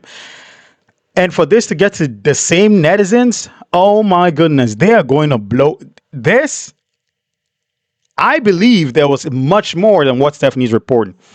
Because looking at the Kim Sae-ron case, oh my goodness. Netizens can get brutal in South Korea. And you can't get tested, you should become a drug suspect for the police. Because of Lee's case, investors are losing millions. There are even conversations about banning celebrities from being on air if they ever have a drug scandal or investigation. Meaning any show or movie that they previously worked on would not be able to air during their scandal, or perhaps even after. They would be banned from ever coming back to their careers, which the logic of that is insane. People who commit acts of violence or other crimes while under the influence is another thing. But people who are just caught using drugs, I've never met someone who was dependent on drugs that wasn't hurting a lot inside. So, great idea. Let's just make sure that these people don't have jobs to come back to. That's perfect, because that should really teach them a lesson to not do drugs. Meanwhile, Cho Do-sun can open up a coffee shop in the mountains if he wants to and live next to playgrounds and be in the same town as his victim. That's insane, man. Like, make it make sense. Make it make sense, please. October 28th, 2023, Lee goes in for his first interrogation. When he leaves the police station, the press and the public are waiting for him. As he addresses the media, he gives them a deep bow as a show of deep apology, and he bursts into tears. And he apologizes for causing such an inconvenience for everyone, but he does deny taking any drugs. He apologizes to his family and says, "I apologize to them as they are suffering and going through very hard times." He continues, "And above all, I would like to bow down once again to everyone who has trusted and supported me so far."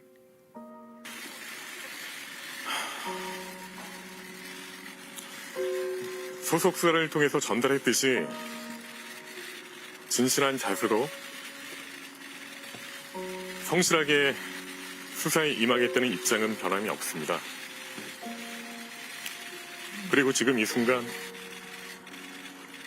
너무 힘든 고통을 감내하고 있는 가족들에게 미안한 마음입니다. After his first interrogation, Lee's urine test came back negative for Wow. drugs.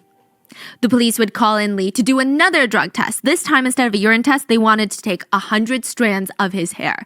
They tested every section of every strand of the 100 hairs, and the results came back negative. Wow. It's a very thorough test. It stated that Lee did not use drugs for approximately 8 to 10 months. This is in like October, November. Remember the timeline? The police are like, August, right? You guys did drugs in August. It would most definitely show up in his hair test. Yeah. I mean, sure, you could argue, maybe he did drugs 11 months ago, 2 years ago, but that's not evidence. He took the test in November, and just going off Nami's testimony, she stated they did drugs in August. It would have absolutely shown up on the drug test. Yeah, so she's... Nami is such a piece of shit, man. Nami is such a piece of shit, and the police are such a piece of shit. They guided her to saying stuff like these. If they left her alone to testify, there would have been so many holes in her story. It would be more holes in it than a fishing net. It would be more holes in it than a pantyhose. It would be more holes in it than what? It's crazy. And because they wanted this conviction so bad, they guided her with leading questions, trying to set timelines for her. And now the evidence is coming out that she's really full of rock's turd. She's really full of shit. Because urine sample came back negative. No drugs. Hair samples come back negative. 100 strands of hair. All of them came back negative. Not even one. This didn't even sound something to netizens that, oh, police, what you are saying is a lie because these tests keep coming out negative. You did the same with G-Dragon. G-Dragon came back unscathed, negative, and now there's a second person coming back unscathed, negative. You guys should do better. You guys should do better research. You should do better at your job. Instead of saying that, I mean, that is what the solution should have been. The police should have been really scrutinized, and that Nami useless piece of trash should have gone back to jail and not released anymore. That's where she belongs. With a stupid friend too. Lying. Yes. So this should be... Over. Yeah. And the police, honestly, I feel like they could come out and say, she lied. And we fucked up. Yeah. So Right. let's move on. Yes. My apologies. Let's move it, keep it moving. The authorities wanted more drug tests from Lee. They took his leg hair and his armpit hair to be tested. His Oh my leg hair came goodness. back untestable, which it just means that a lot of Asians don't have really thick hair follicles on their legs. So there's not a lot to test for the drugs. It's just too thin of hair. But the way that it was worded in the press made it seem like, ooh, the results are iffy. Like they couldn't determine. It was less of like, oh yeah, it's, because his hair wasn't enough. Or some people ran with it and said, maybe he like thinned out the hair on his legs. Maybe he shaved his legs. Look at your own damn leg. You don't have no fucking hair on your leg. Same thing. He doesn't. It's untestable.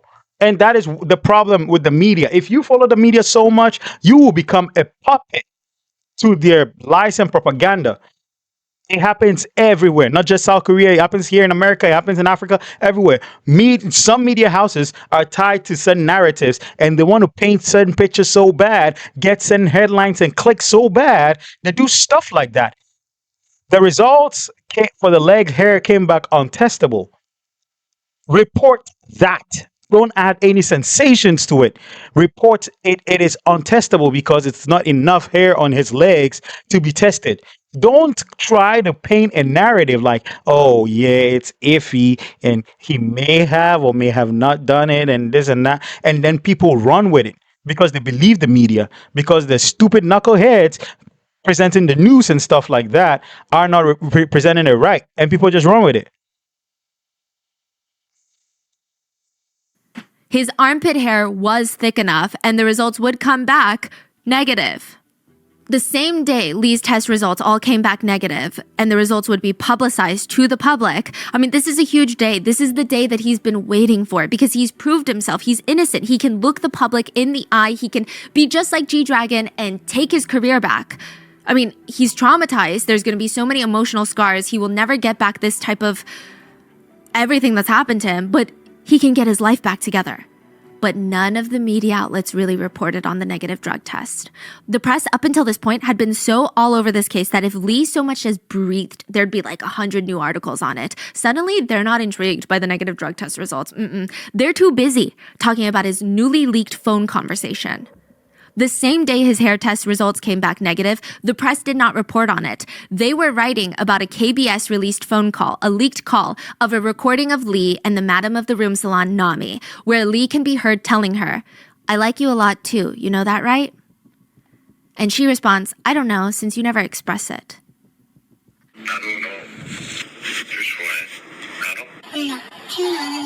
His negative drug results were made public, but who cares about drugs when you have an A-list married actor confessing his love to a mistress who runs a salacious establishment, and you have the audio to go along with it? Side note, where do you think KBS got that audio? Just wondering, I don't know, but like, who would have that audio? Nami would have that audio. Who's working with the police? I'm just saying. Oh, you're saying police leaked it? A lot of netizens believe that police were involved in leaking a lot of information for this case. Like how they leaked Lee's name in the beginning of this so that they could get a lot of publicity and that they could make this a big blown thing and get pats on the back once they solved it. And now, once the drug tests come back negative, maybe it's time to divert attention, allegedly. This is speculation online. Everyone went crazy because you have to remember that Lee's wife is also a famous person. They brought up old interviews of his wife talking about how she put her career on the back burner so that he could go full force into his dreams. She said, "You go out and drink and do what you will." She's like talking about her husband in an interview. "But I have to focus on the family," to the point where sometimes I even forget my name. And this is on a show called Healing Camp, where a lot of celebrities will come and they just try to be as vulnerable as possible. So this is not her going on an interview and be like, "My husband." Like they're just trying to really dig deep and have these hard conversations with each other on this show. She said, "Sometimes I even forget my own name. I forget that I too was an actress. That's why sometimes I think of my husband as my third son." Other times she joked that she had 4 sons. She has her husband Lee, their actual 2 sons, and their boy dog. Netizens' comments were flooded with, "Isn't he embarrassed for his children? What was he thinking doing drugs with a woman at an adult establishment when he had his family and his career?" Others hated the fact that his wife had ran for Miss Korea and she was extremely well respected in the theater world and incredibly skilled in her profession. She was a dedicated wife and mother, yet he still cheated? A lot of people pointed out the fact that his wife was slowly starting to get more involved in her career now that her kids were getting older. They called it her second golden age.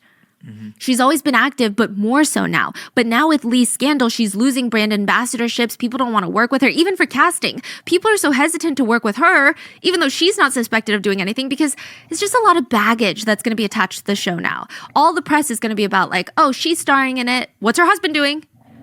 What They the also heck? lost a lot of brand deals together because people really liked them as a family unit. So one of their biggest brand deals was with SK Telecom and to promote a kid-friendly educational service on TV. They were quickly dropped. The controversy got so intense, the police sent both of their sons to the US to get away from the media attention. News reports started coming out that Lee was part of the top 1% of VIPs at a room salon. But in reality, he was allegedly just a guest at a room salon club dubbed as a 1% club. So like it's like a play on words, like, oh, he's top 1%, almost indicating he's there all the time. What is he doing there all the time? And again, I have nothing to say about the timing about all of this, but if I did have something to say, I would probably say there are no such things as coincidences.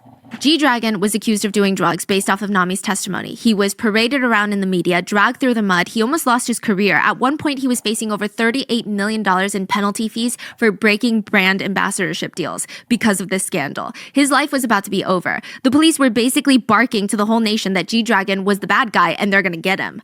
Then all of his drug tests come back negative. The public start to question if maybe the investigation had been excessive. The police feel like they've been caught with their fists in their mouths, so now with Lee, they're even more desperate. They have to do something to redeem their image. And yet, even with all these negative drug tests, Lee was called in for his third police questioning. And each time, it was a press circus. Each time, he had to stand in front of all these journalists that were actively digging up every single bad thing that he did from his past and twisting it in just really gross ways. He would have to apologize for something that he wasn't even proven guilty of doing yet. And December 23rd, 2023, so a few months ago, Lee walked into the police station for his third questioning. He would not walk back out for 19 hours. Oh my goodness. He walked in at 10 a.m. and would not walk out until 5 a.m. the next day. It's snowing outside. It's freezing. He's wearing a black coat and a scarf. He bows to the press, and the first thing he says are, "First of all, I'm sincerely sorry to have the reporters wait because it ended so late today with the investigation." His statement to the press after his third and last interrogation was, "I did my best to cooperate today. Now I ask the police to carefully determine which side of the statement is credible between me and the blackmailers. Once again, I'm sorry to keep you guys all waiting this late." I mean, there's so much wrong with this. In South Korea, you're not allowed to interrogate someone between 9 p.m. to 6 a.m. to safeguard their human rights. But the police stated that they received consent from Lee, so they're fine. The police argued, but he consented. But I don't think he really had a choice here. Yeah. Can you imagine if you reject that? Can you imagine? That would be career death instantly. Yeah, Yeah. exactly. But there's a reason that it's not advised that police conduct long investigations. It's stated on average, people who falsely confess to crimes that they did not commit were interrogated for around 16.9 hours before they admitted to that crime. That's typically the threshold. Also, side note, but not really because this is so strange, but they made him take mugshots every time he came in for an interrogation. They also refused to let him use the underground parking lot when coming in. Usually high-profile people are allowed because you don't want too much of a media circus for the integrity of the investigation and for the safety of the parties involved. But no, the police wanted it as public as possible. They basically wanted him to have a perp walk. And when the police were questioned, why 19 hours? Yeah, okay, so what? He consented, but why 19? You know what I hate? I hate that they can just say police. I We- wish there's yes. names okay, this is the man in charge who made these decisions, because you're talking about some very, very, very life-altering decisions that you're making right now. Making someone.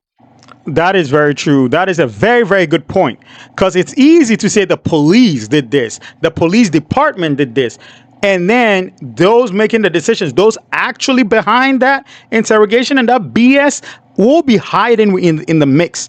But if it is Detective so-and-so, Inspector so-and-so, Lieutenant so-and-so, and their names are out there, now we can put a face to the name.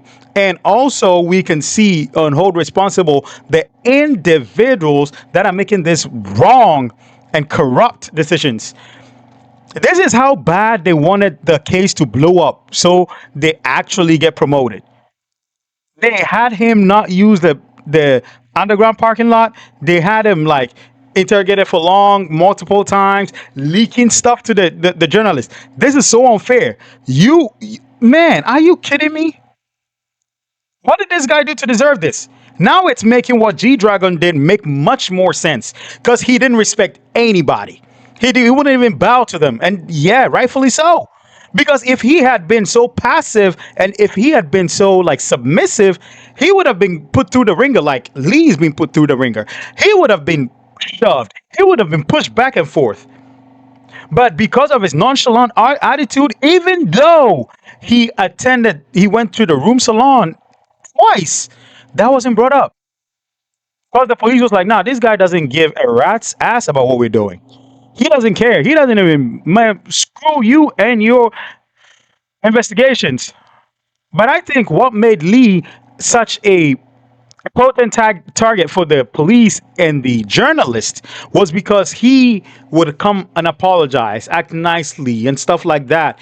If he acted nonchalantly, if he acted like, man, screw you guys, I'm not bowing to you, I'm telling you what I want to tell you, and goodbye, do whatever you want, man, it would be scathing, but it wouldn't be this scathing. It wouldn't be this bad. They know whenever they call him, he's going to come. Whatever they're going to ask him to do, he will do it. And he will come out and apologize and be calm. And is it right he went to the room salons? No, it's not right. You have a wife. And worst case scenario, your wife is an actress too. And has all these interviews talking about putting her career on the shelf for you to succeed. So it's not even good to do that. Even if she wasn't an actress, it wasn't good to do that, period. But should we crucify him and push him? Oh, man, it's insane. On park outside versus parking underground. Like, you know what this is gonna do to someone. Like, imagine that's you. Like, what is that gonna impact you and your families forever? Yeah. I also feel like that is why a lot of the times even big companies don't get canceled for doing some of the most heinous stuff because there's not a face, there's not a name. They're like hidden behind this entity of a group of people. Yeah. And it's just so vague. Same with this case, it's like the police, right? But these someone's making the call. Yeah. Someone's sitting there like, I'm going to get a promotion. Yeah. They did get a promotion. What? The police stated the interrogation was going to last so long because they were also investigating his extortion claims. It's not just because he's a drug suspect. They're also trying to help him. Duh. Bullshit. But it was later uncovered that out of the 19 hours, they only spent 1.5 hours on his complaint that he was being blackmailed. After 19 hours of being interrogated, Lee admitted he might have taken drugs, but by complete accident. He stated there was a situation where he was having trouble sleeping, and Nami said that she had a sleeping pill that she could let him have. But she said, no, don't ingest it. It's not going to work quickly enough. It works better and faster if you snort it. So he stated that she instructed him to snort it through a straw. He doesn't know if this was a drug or not. He genuinely thought it was a sleeping pill. Now, think about how strange this is. 19-hour interrogation. Lee is in the clear at this point. He's got all negative drug tests so far. But suddenly, after a 19-hour interrogation, even though the science and the drug tests state otherwise, Lee is admitting to doing drugs, at least in some capacity. Almost immediately after the third interrogation, Lee's attorneys stated this was completely unjust and they demanded a lie detector test for Lee. Now, this is not his attorney saying this, but netizens have kind of put this together. First of all, we don't know if the snorting of a sleeping pill through a straw incident even happened or if he was pressured to say that it happened by the police. So if Lee lied and was pressured to say it, if that's the case, he's innocent. Second, even if it did happen, could it have been just really sleeping pills that he snorted? Because Lee's drug test all came back clean. So if that's the case, he's innocent. Third, Lee might have just been trying to be overly helpful with the police. He might have felt like honesty is the best choice here, and he assumed that if he was honest with the police, they would help him find justice. Yeah, because there's no reason for him to confess to anything right now. What exactly, are you talking about? Because he's in the clear, right? Yeah. Which in that case, he's innocent. Fourth, Lee told the truth. He thought it was sleeping pills. It turned out not to be. If that's the case, how did it not show up on the drug test? But also, he's innocent because he was drugged.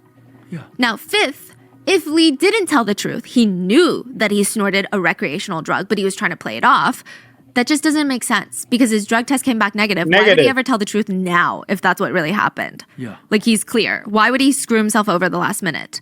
Yeah, like this is anybody with brain cell will come to this conclusion. Like this makes no sense for him. Exactly. Like no sense. And even if he said that and was not forced to say that, everything leads to he's innocent. Yeah. He's innocent. Like I don't know what to say. He's innocent. Yeah.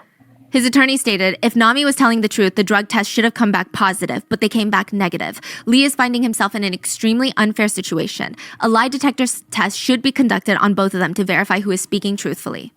Allegedly, the police officer interrogating Lee was calling Nami, the blackmailer, by her first name, but in a very casual way. You would never really hear that in a professional setting. It just sounded too friendly, too casual in Korean verbiage, almost hinting at some sort of friendliness or even rapport built with Nami. Then there was backlash. The police just stated, we investigated fairly according to the law and principles. So he gets released from his 19-hour interrogation, and 24 hours right after, before Lee's death, 2 more phone calls were leaked. So one between Nami, the middle blackmailer, and Lee's friend, Mr. Kim, and the other between Nami and Lee. Both phone calls take place when Nami is trying to get $250,000. Now, the first phone call with Mr. Kim, the friend, Nami's talking about how she thinks someone bugged her house through her houseplants. And side note, I've heavily shortened these. Nami just rambles like the whole conversation. So Mr. Kim asks, what do you mean they have a recording file on you? I think they planted something in my house. What? I think they planted something in my house. By the way, Lee has been in and out of my house a lot, and I think the blackmailer knows way too much about the dates and the information about my house. About what? Just personal conversations. You know, I had a deep relationship with Lee. Anyway, there were things like physical relationships with Lee, you know? Yeah. But I'm not really on the same team as the hacker, and I'm fine as long as I get arrested. Shouldn't we save Lee, though? I want to die. But what do we do about this? Nami is the devil. She is the devil. She is like that devil that comes into your life and screws everything up. And at the same time, whilst everything is getting screwed up, moves to the side and then reports to others that your stuff is screwing up. She's that kind of a devil. She is the devil. You extort everything. And then all the conversations you had, you recorded them? You recorded everything? What for? And the police, being as stupid as they are, of course, they want the promotion, they want the pat on the back. So all they do is just keep releasing these. This is shameful. Shame onto whoever orchestrated that, whoever was in charge of the investigations. Shame on you. And the fact that you had that promotion is disgusting. What do the blackmailers want exactly? Money. How much? 250K. Huh? 250K. I mean, there's no end to that though. Even if we pay for it anyway, it's just gonna keep going. No. But I know this guy. I don't care if I am poor, I'm gonna protect Lee. Lee is okay. There's nothing else. Like Lee didn't take drugs or anything. No, Lee did drugs. What? Lee did drugs with me. Who? Oppa, Lee did drugs with me. He did what with you? He would be drunk and then he would come out of nowhere and he'd have nowhere to go. And then, you know, he'd wake up at my house and I would try to get him to wake up. He wouldn't wake up. He had to go sign some contract with his wife and his manager came to my house and his wife called me like 60 times. He still didn't go home. I don't know, okay? I only met married men, so I don't know them well, but I think Oppa has not cheated before much. That's why he likes to drink and he drinks and he doesn't know where to go. Wait, so Bullshit! Bull crap! Bullshit! His test all came back negative. So you're full of shit anyway. The reason why he's making Nami stupid ass is making this sound more serious than it is so that Lee's friend could see the situation as dire and would give her the money. That is why she's making all this bull crap out. Bull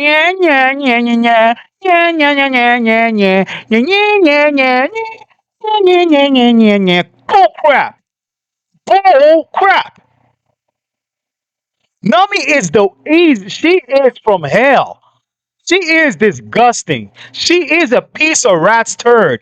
I'm not defending Lee at all. He's in the wrong. He's absolutely wrong. His wife did not deserve that. His wife did not deserve any of that. But Nami being the one that blackmailed and left everything. Just imagine Nami getting the 250,000 and giving 75,000 to SJ, whatever the hell her stupid name is, giving her cut to her. Everything dies down and it doesn't even get this far. She got the 250,000, ran away. SJ's stupid lame ass also went to get 40,000 and then had before that had gone to tell police about Nami. So now Nami becomes a suspect, and who suffers the consequences? The same person they promised to protect, the same person they promised to defend if he paid that money. So he just gave you money for nothing. Two stupid people who deserve to be in jail anyway. What kind of meds did he take? Ketamine and marijuana. I have a pro athlete friend who is doing a doping test right now. It's very accurate. So I did one yesterday and I knew that there was a lot of cannabis in my body, but Lee Oppa was drunk and he asked me, do you guys have meds? Do you guys have drugs? So I gave it to him out of curiosity. Yeah, we met a little bit deeper than you thought. He often drinks at home and then doesn't have a place to go. So he would ask to come here and then he would keep asking for some drugs. He'd be like, do you have drugs? And then I would give him Viagra. Anyway, I tried the doping test and it's really accurate. Like you can even tell what kind of diet that you have. Oh my God. Look, Oppa, I can go to prison because it's my fault, but shouldn't we try to protect Lee? Why does she keep saying that? She's stupid, so man. manipulative. Yeah. If someone is recording in your home right now, then that means you know them. Hwang Hana, the milk chaebol. But I never did drugs with her, I swear. But somehow I got involved. Listen, if we don't prepare the $250,000 by Wednesday, they're going to leak it to the media. So you're saying that your drug tests come back and there's no drugs in your system? No, no drugs in my system. Then Lee would not have drugs in his system.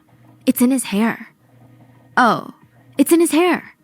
But you said you didn't have any though. I bleached my hair 7 times, and I also didn't do drugs that many times.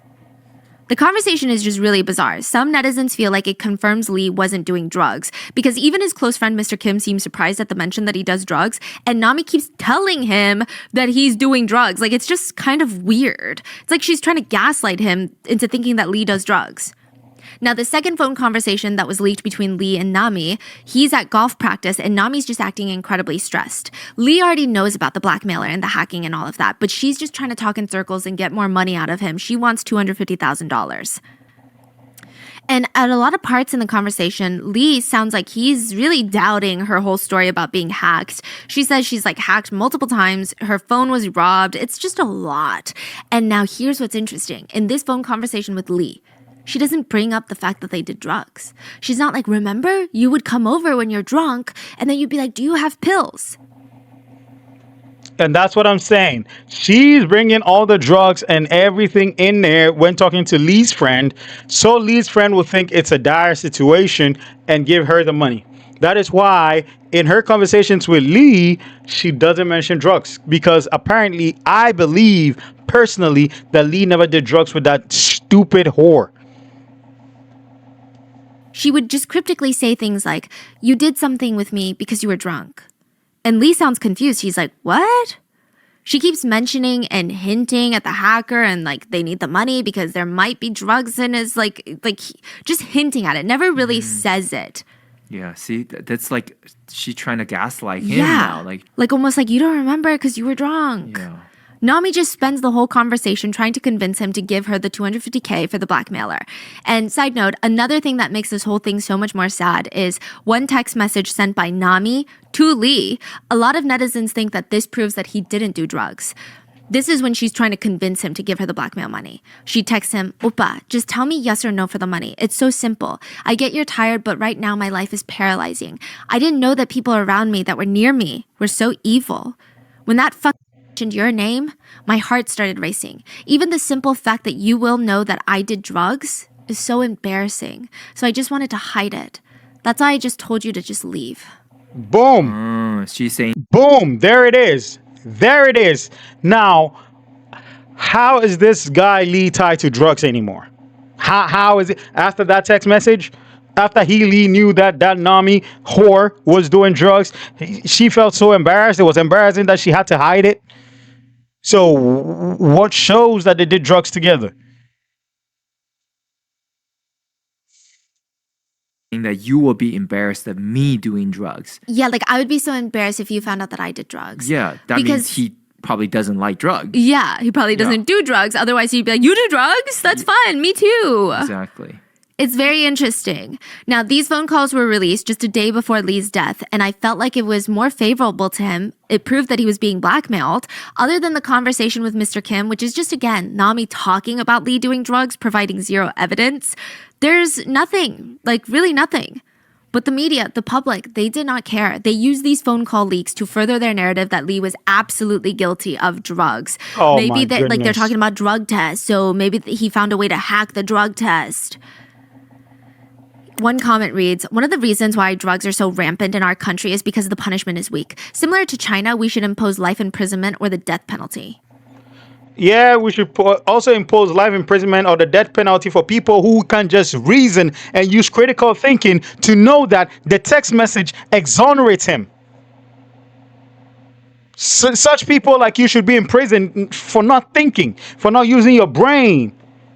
You blindly follow the media so damn much that you don't even have the brain to think for yourself. One thing you should think about when those messages were leaked is that this guy didn't do drugs, because she said that he would have felt embarrassed if he found out she did drugs, that she hid it. Then you pick up your phone or your laptop. Yeah, yeah, yeah, yeah, yeah, yeah, yeah, yeah. Death penalty, yeah, yeah, yeah, yeah, yeah. Punishment, yeah, yeah, yeah, yeah, yeah, yeah, yeah. Shut up! Shut up! Shut up! Shut up! You keyboard warrior. The same day the phone calls were released, 24 hours before Lee's death, the government announced a whole group of promotions for police officers, including some investigators working directly on Lee's case. They were being promoted. December 27th, 2023, around 10:12 a.m., Lee's manager went to stop by his place because he hasn't been able to get in contact with Lee all night. He was starting to get nervous. He let himself in and saw that Lee was not there. There was just a letter that resembled a will left in the house. The letter allegedly states something along the lines of, "I'm sorry, there's nothing we can do, there's no other way." He immediately calls the police and they find Lee Sung-gyun dead in his car. Parked near Waryeong Park, there was a coal briquette found in the passenger seat. He died of carbon monoxide poisoning. He was gone. It was stated by netizens, Lee Sung-gyun was not just a suspect in the drug case, but a victim in the extortion case. However, for 71 days, he was treated as a criminal. There's a saying in Korea that is, when I do it, it's romance. When you do it, it's a sin. It usually applies for cheating. When you are the cheater, you romanticize it. You have all these reasonings behind why you did it, but then when someone else does it, you read about it on the news, or you hear your neighbor cheated, or your wife cheats. They're despicable sinners, and they deserve every bad, horrendous consequence that comes their way. And again, I'm not defending cheating, but cheating is maybe the only thing that we can assume Lee did. And even that, we don't know the pure extent of that. While it's bad, does he really need to lose his career because of it? It's a conversation for him and his family, and for them to decide how to proceed.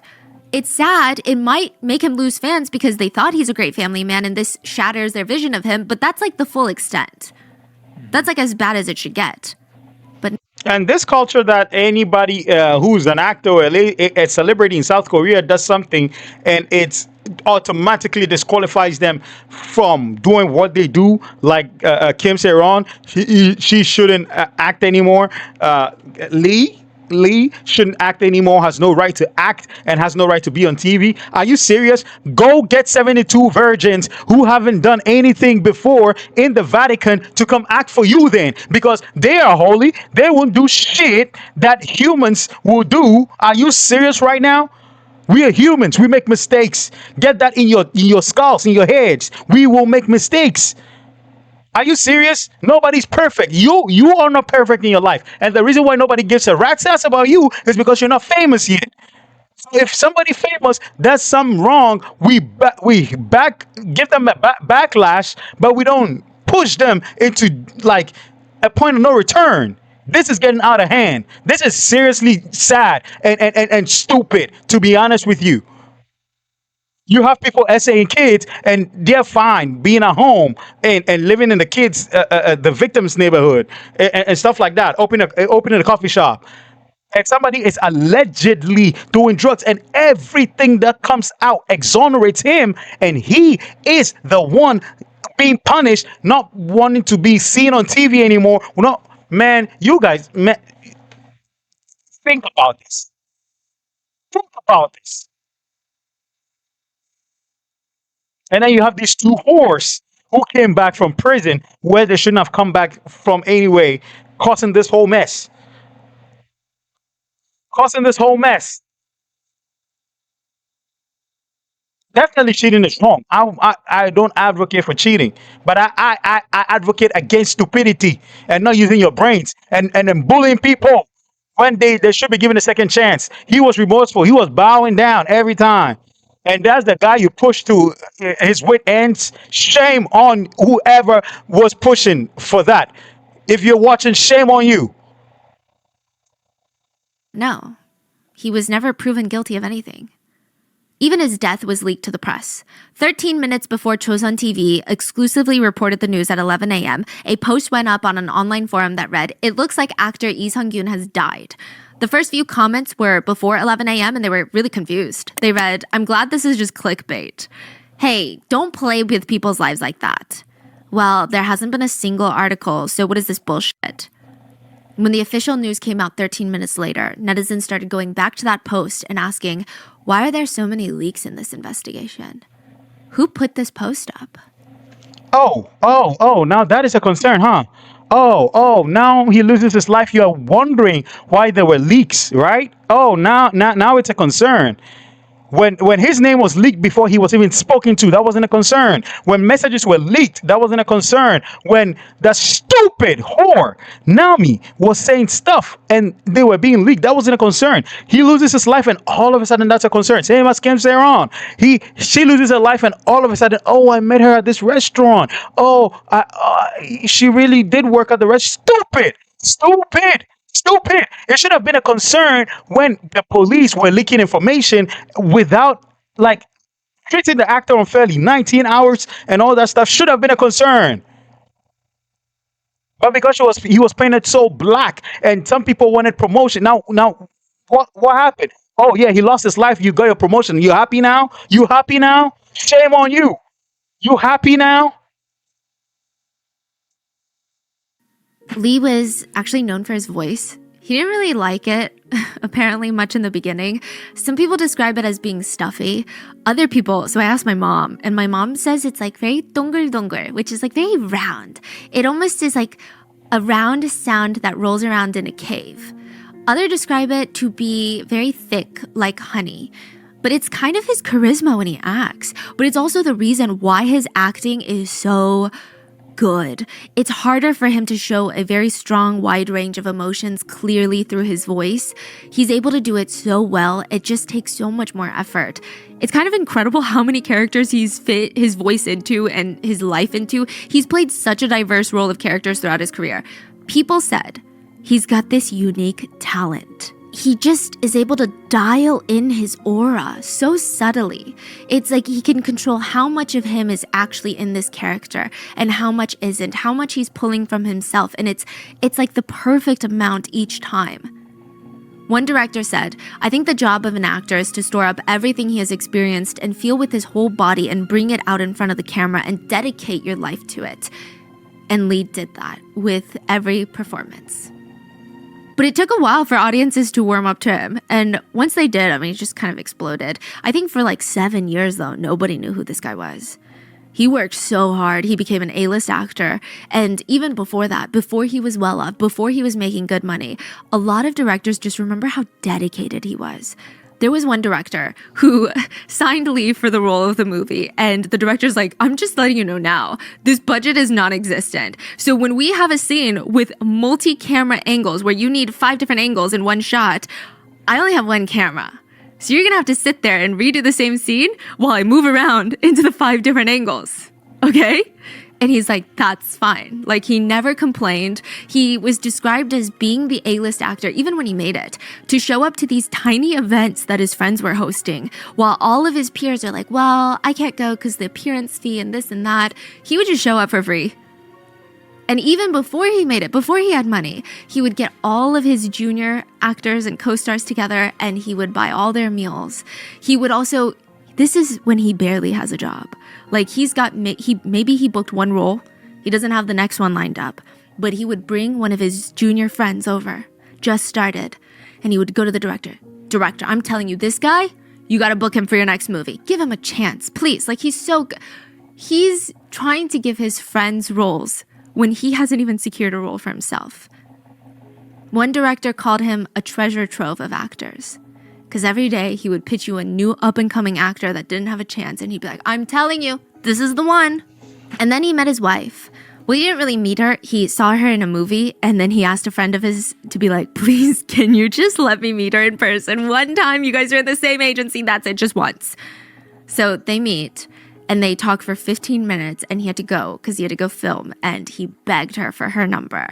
And ever since then, I mean, I would say in hindsight, watching interviews of the couple, it doesn't feel like they have the perfect relationship, but it does seem like they have a lot of love and adoration for each other, but almost a lot of even fun. In an interview, when Lee's wife was asked about what Lee likes the most, she said, that's so easy. He loves 잘한다, like, you did good. I'm so proud of you. You're doing good. Like, wow, that's crazy. You did good. He loves that. She explains, and she's talking to Lee in this interview. You always say that you're not enough and that it's all luck or you were just picked or that the universe lined up. But no, I think it's just talent.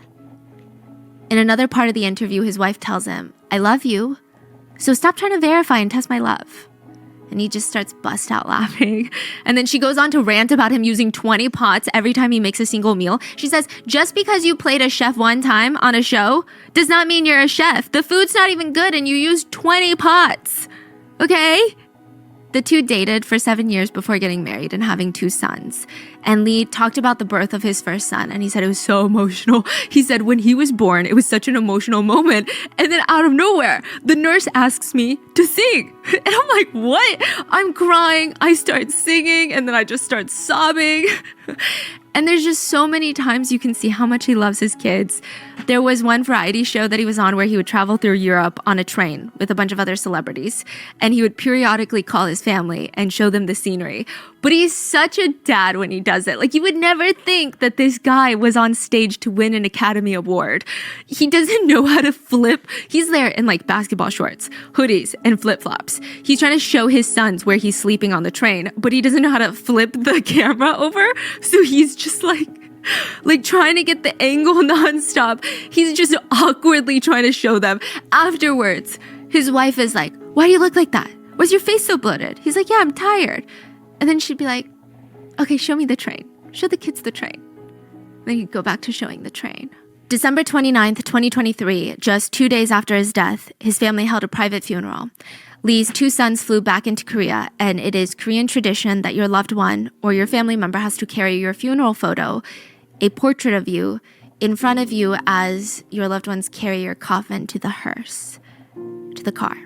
My dad did this when my grandfather passed away, and he said it was probably the heaviest thing that he's ever carried. But my dad was a full-grown man when his dad passed. Both of Lee's sons were really young, 14 and 12. There were also post-it notes left behind by fans at the funeral, and they read, rest comfortably now, and goodbye, my ajashi, I'll love you forever. At the SBS Drama Awards that was hosted that very night of his funeral, everyone came, but netizens said there was a shift in the air. There was almost this contained, controlled anger running through everyone there. Anger and sadness. Hwaza had rehearsed 2 of her new biggest songs, Chilly and I Love My Body. But in a single day, she changed her entire set and outfit, and she sang her song LMM, dedicated to Lee. The song is about breaking free and trying to face adversity and still have hope. The lyrics go, like the world is gonna end, the sun sets into the long darkness, it feels like we're gonna get thrown away. Even if we try to make more, we're still just hanging around the same place. But flowers bloom even in the falling rain. One of Lee's friends won an award, and he had just spent the earlier part of the day at Lee's funeral, and now he's at this award ceremony, and he went up on stage and he said, "Today is the day that I sent my brother to heaven, and today is also the day that I won the award. So I dedicate this to you in heaven, who has always been very serious about acting." 수상 소감보다는 그냥 편지를 하나 쓰고 싶네요. 이제 더 이상 아픔도 걱정거리도 없는 평안한 세상에서 편하게 쉬길 빌겠습니다. 오늘 너를 하늘나라로 보낸 날인데 형이 상을 받았다. 언제나 연기에 늘 진심이었던 하늘에 있는 너한테 이 상을 바친다. 잘 가라 동생. Now, it was very quick for the police to be able to track SJ as the main blackmailer. SJ was not that tech savvy. She wasn't hidden well. I mean, she was arrested the day after Lee's death on December 28th, 2023.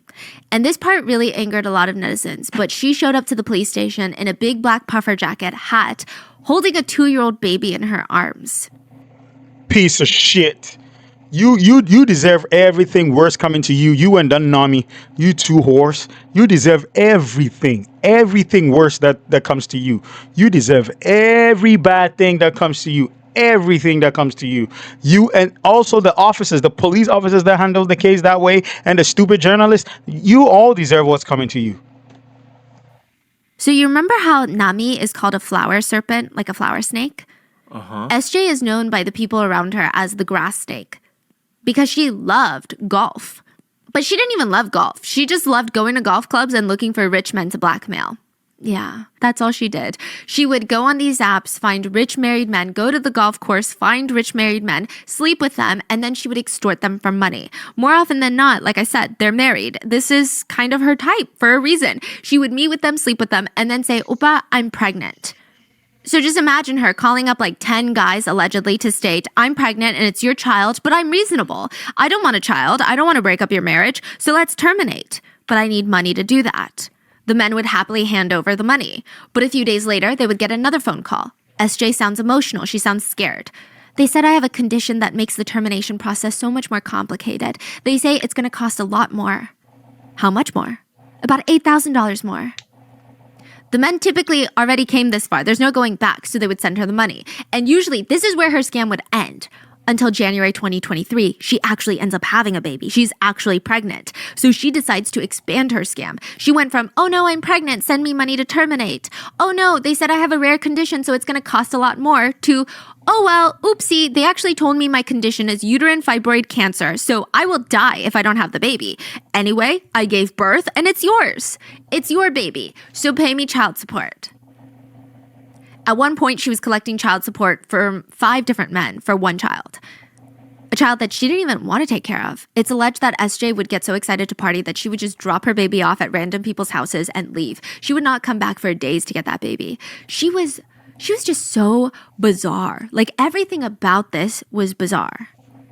And a lot of netizens felt like the craziest aspect about this case in terms of SJ was, I mean, all of this was for a Porsche. Not really, but kind of. She really wanted a Porsche Taycan?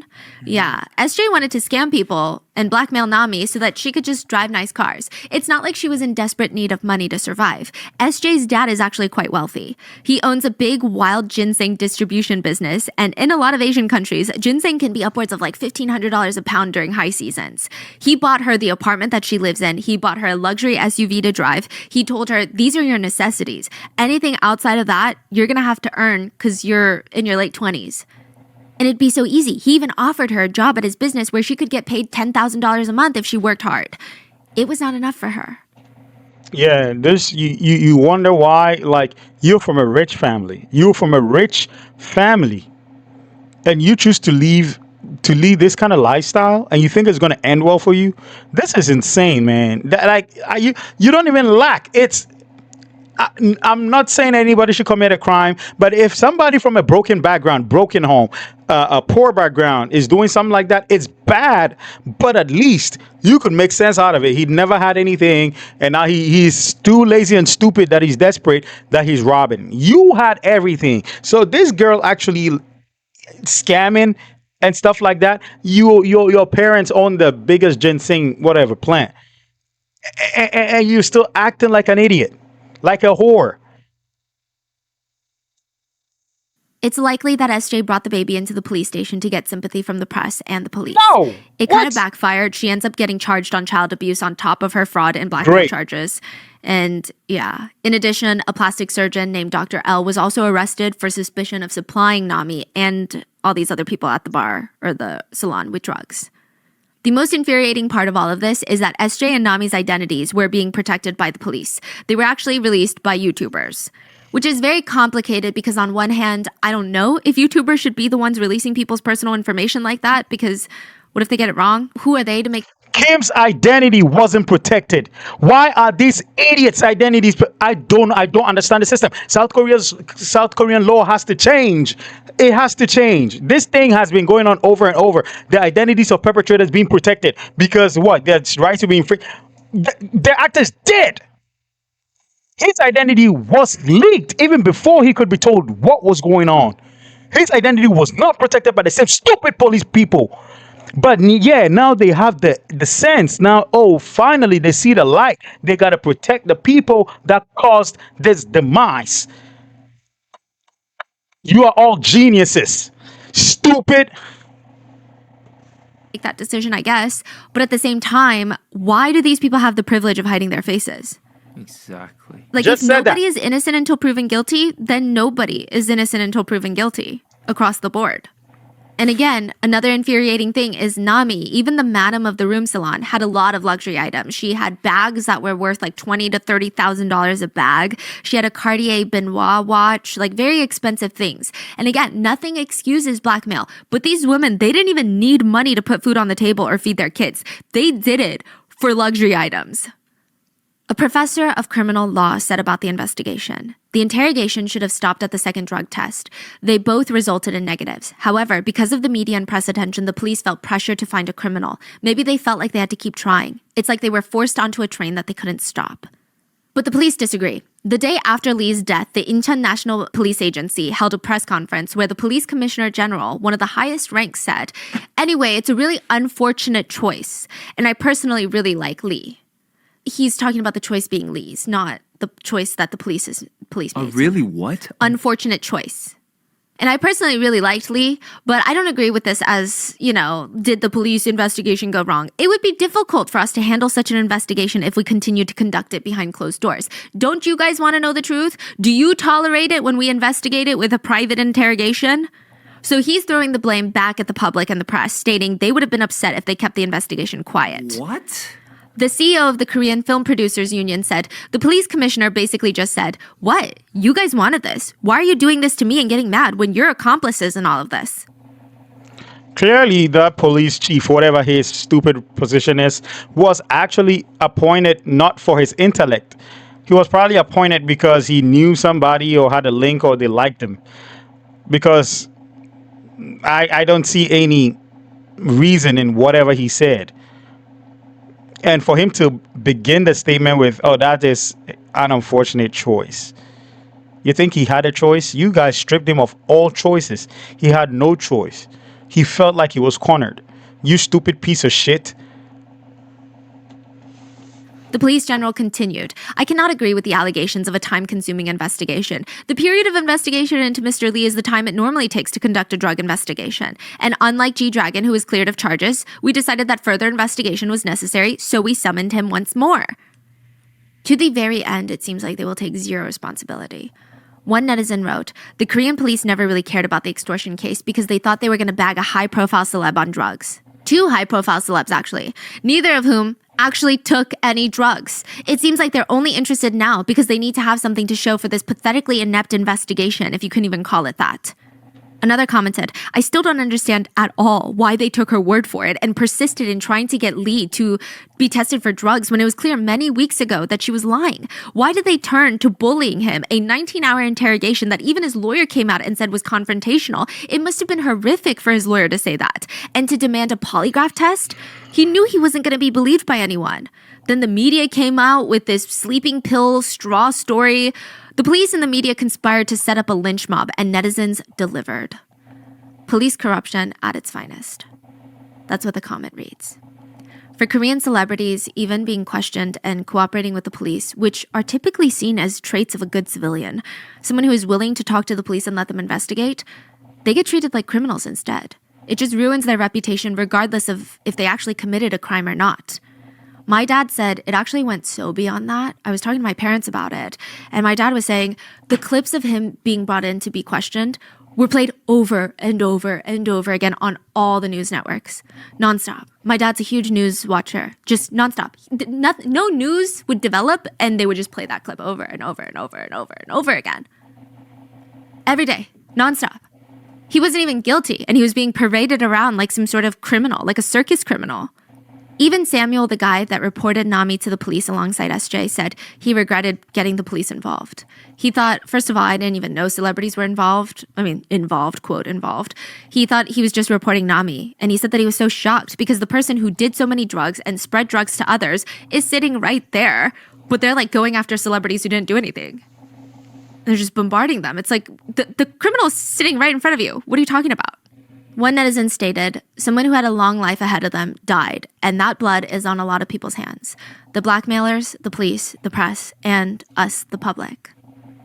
Who do you believe is the most at fault?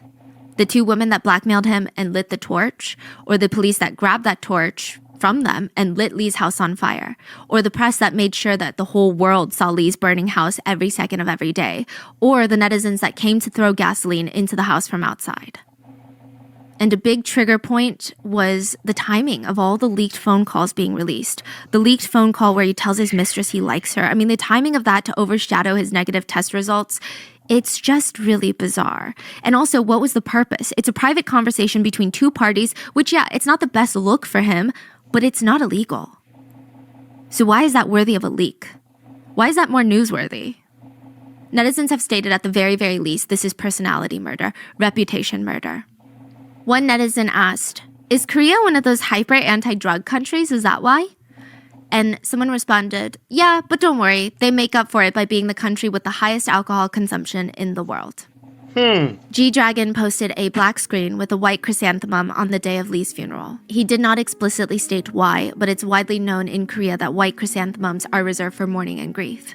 One netizen commented, regardless of what you think of G-Dragon can relate with Lee. I mean, he was left alone by the company that helped raise him to the top. Silence amongst industry friends, police pushing a hidden agenda, YouTubers, TikTokers, all going nuts, analyzing his speech patterns, his walks, his body language, preparing him up as some sort of grand lamb sacrifice alongside poor Lee Sung-gyun. And worst of all, they'll do it again to someone else sooner or later. In one of Lee's most iconic shows that he was in, it's called My Mister, there's a famous line in the ending scene where Lee goes, Tian, are you at peace now? What are your thoughts on this case? Let me know in the comments. I will see you guys on Sunday for the next episode. Stay safe. Bye. Well, where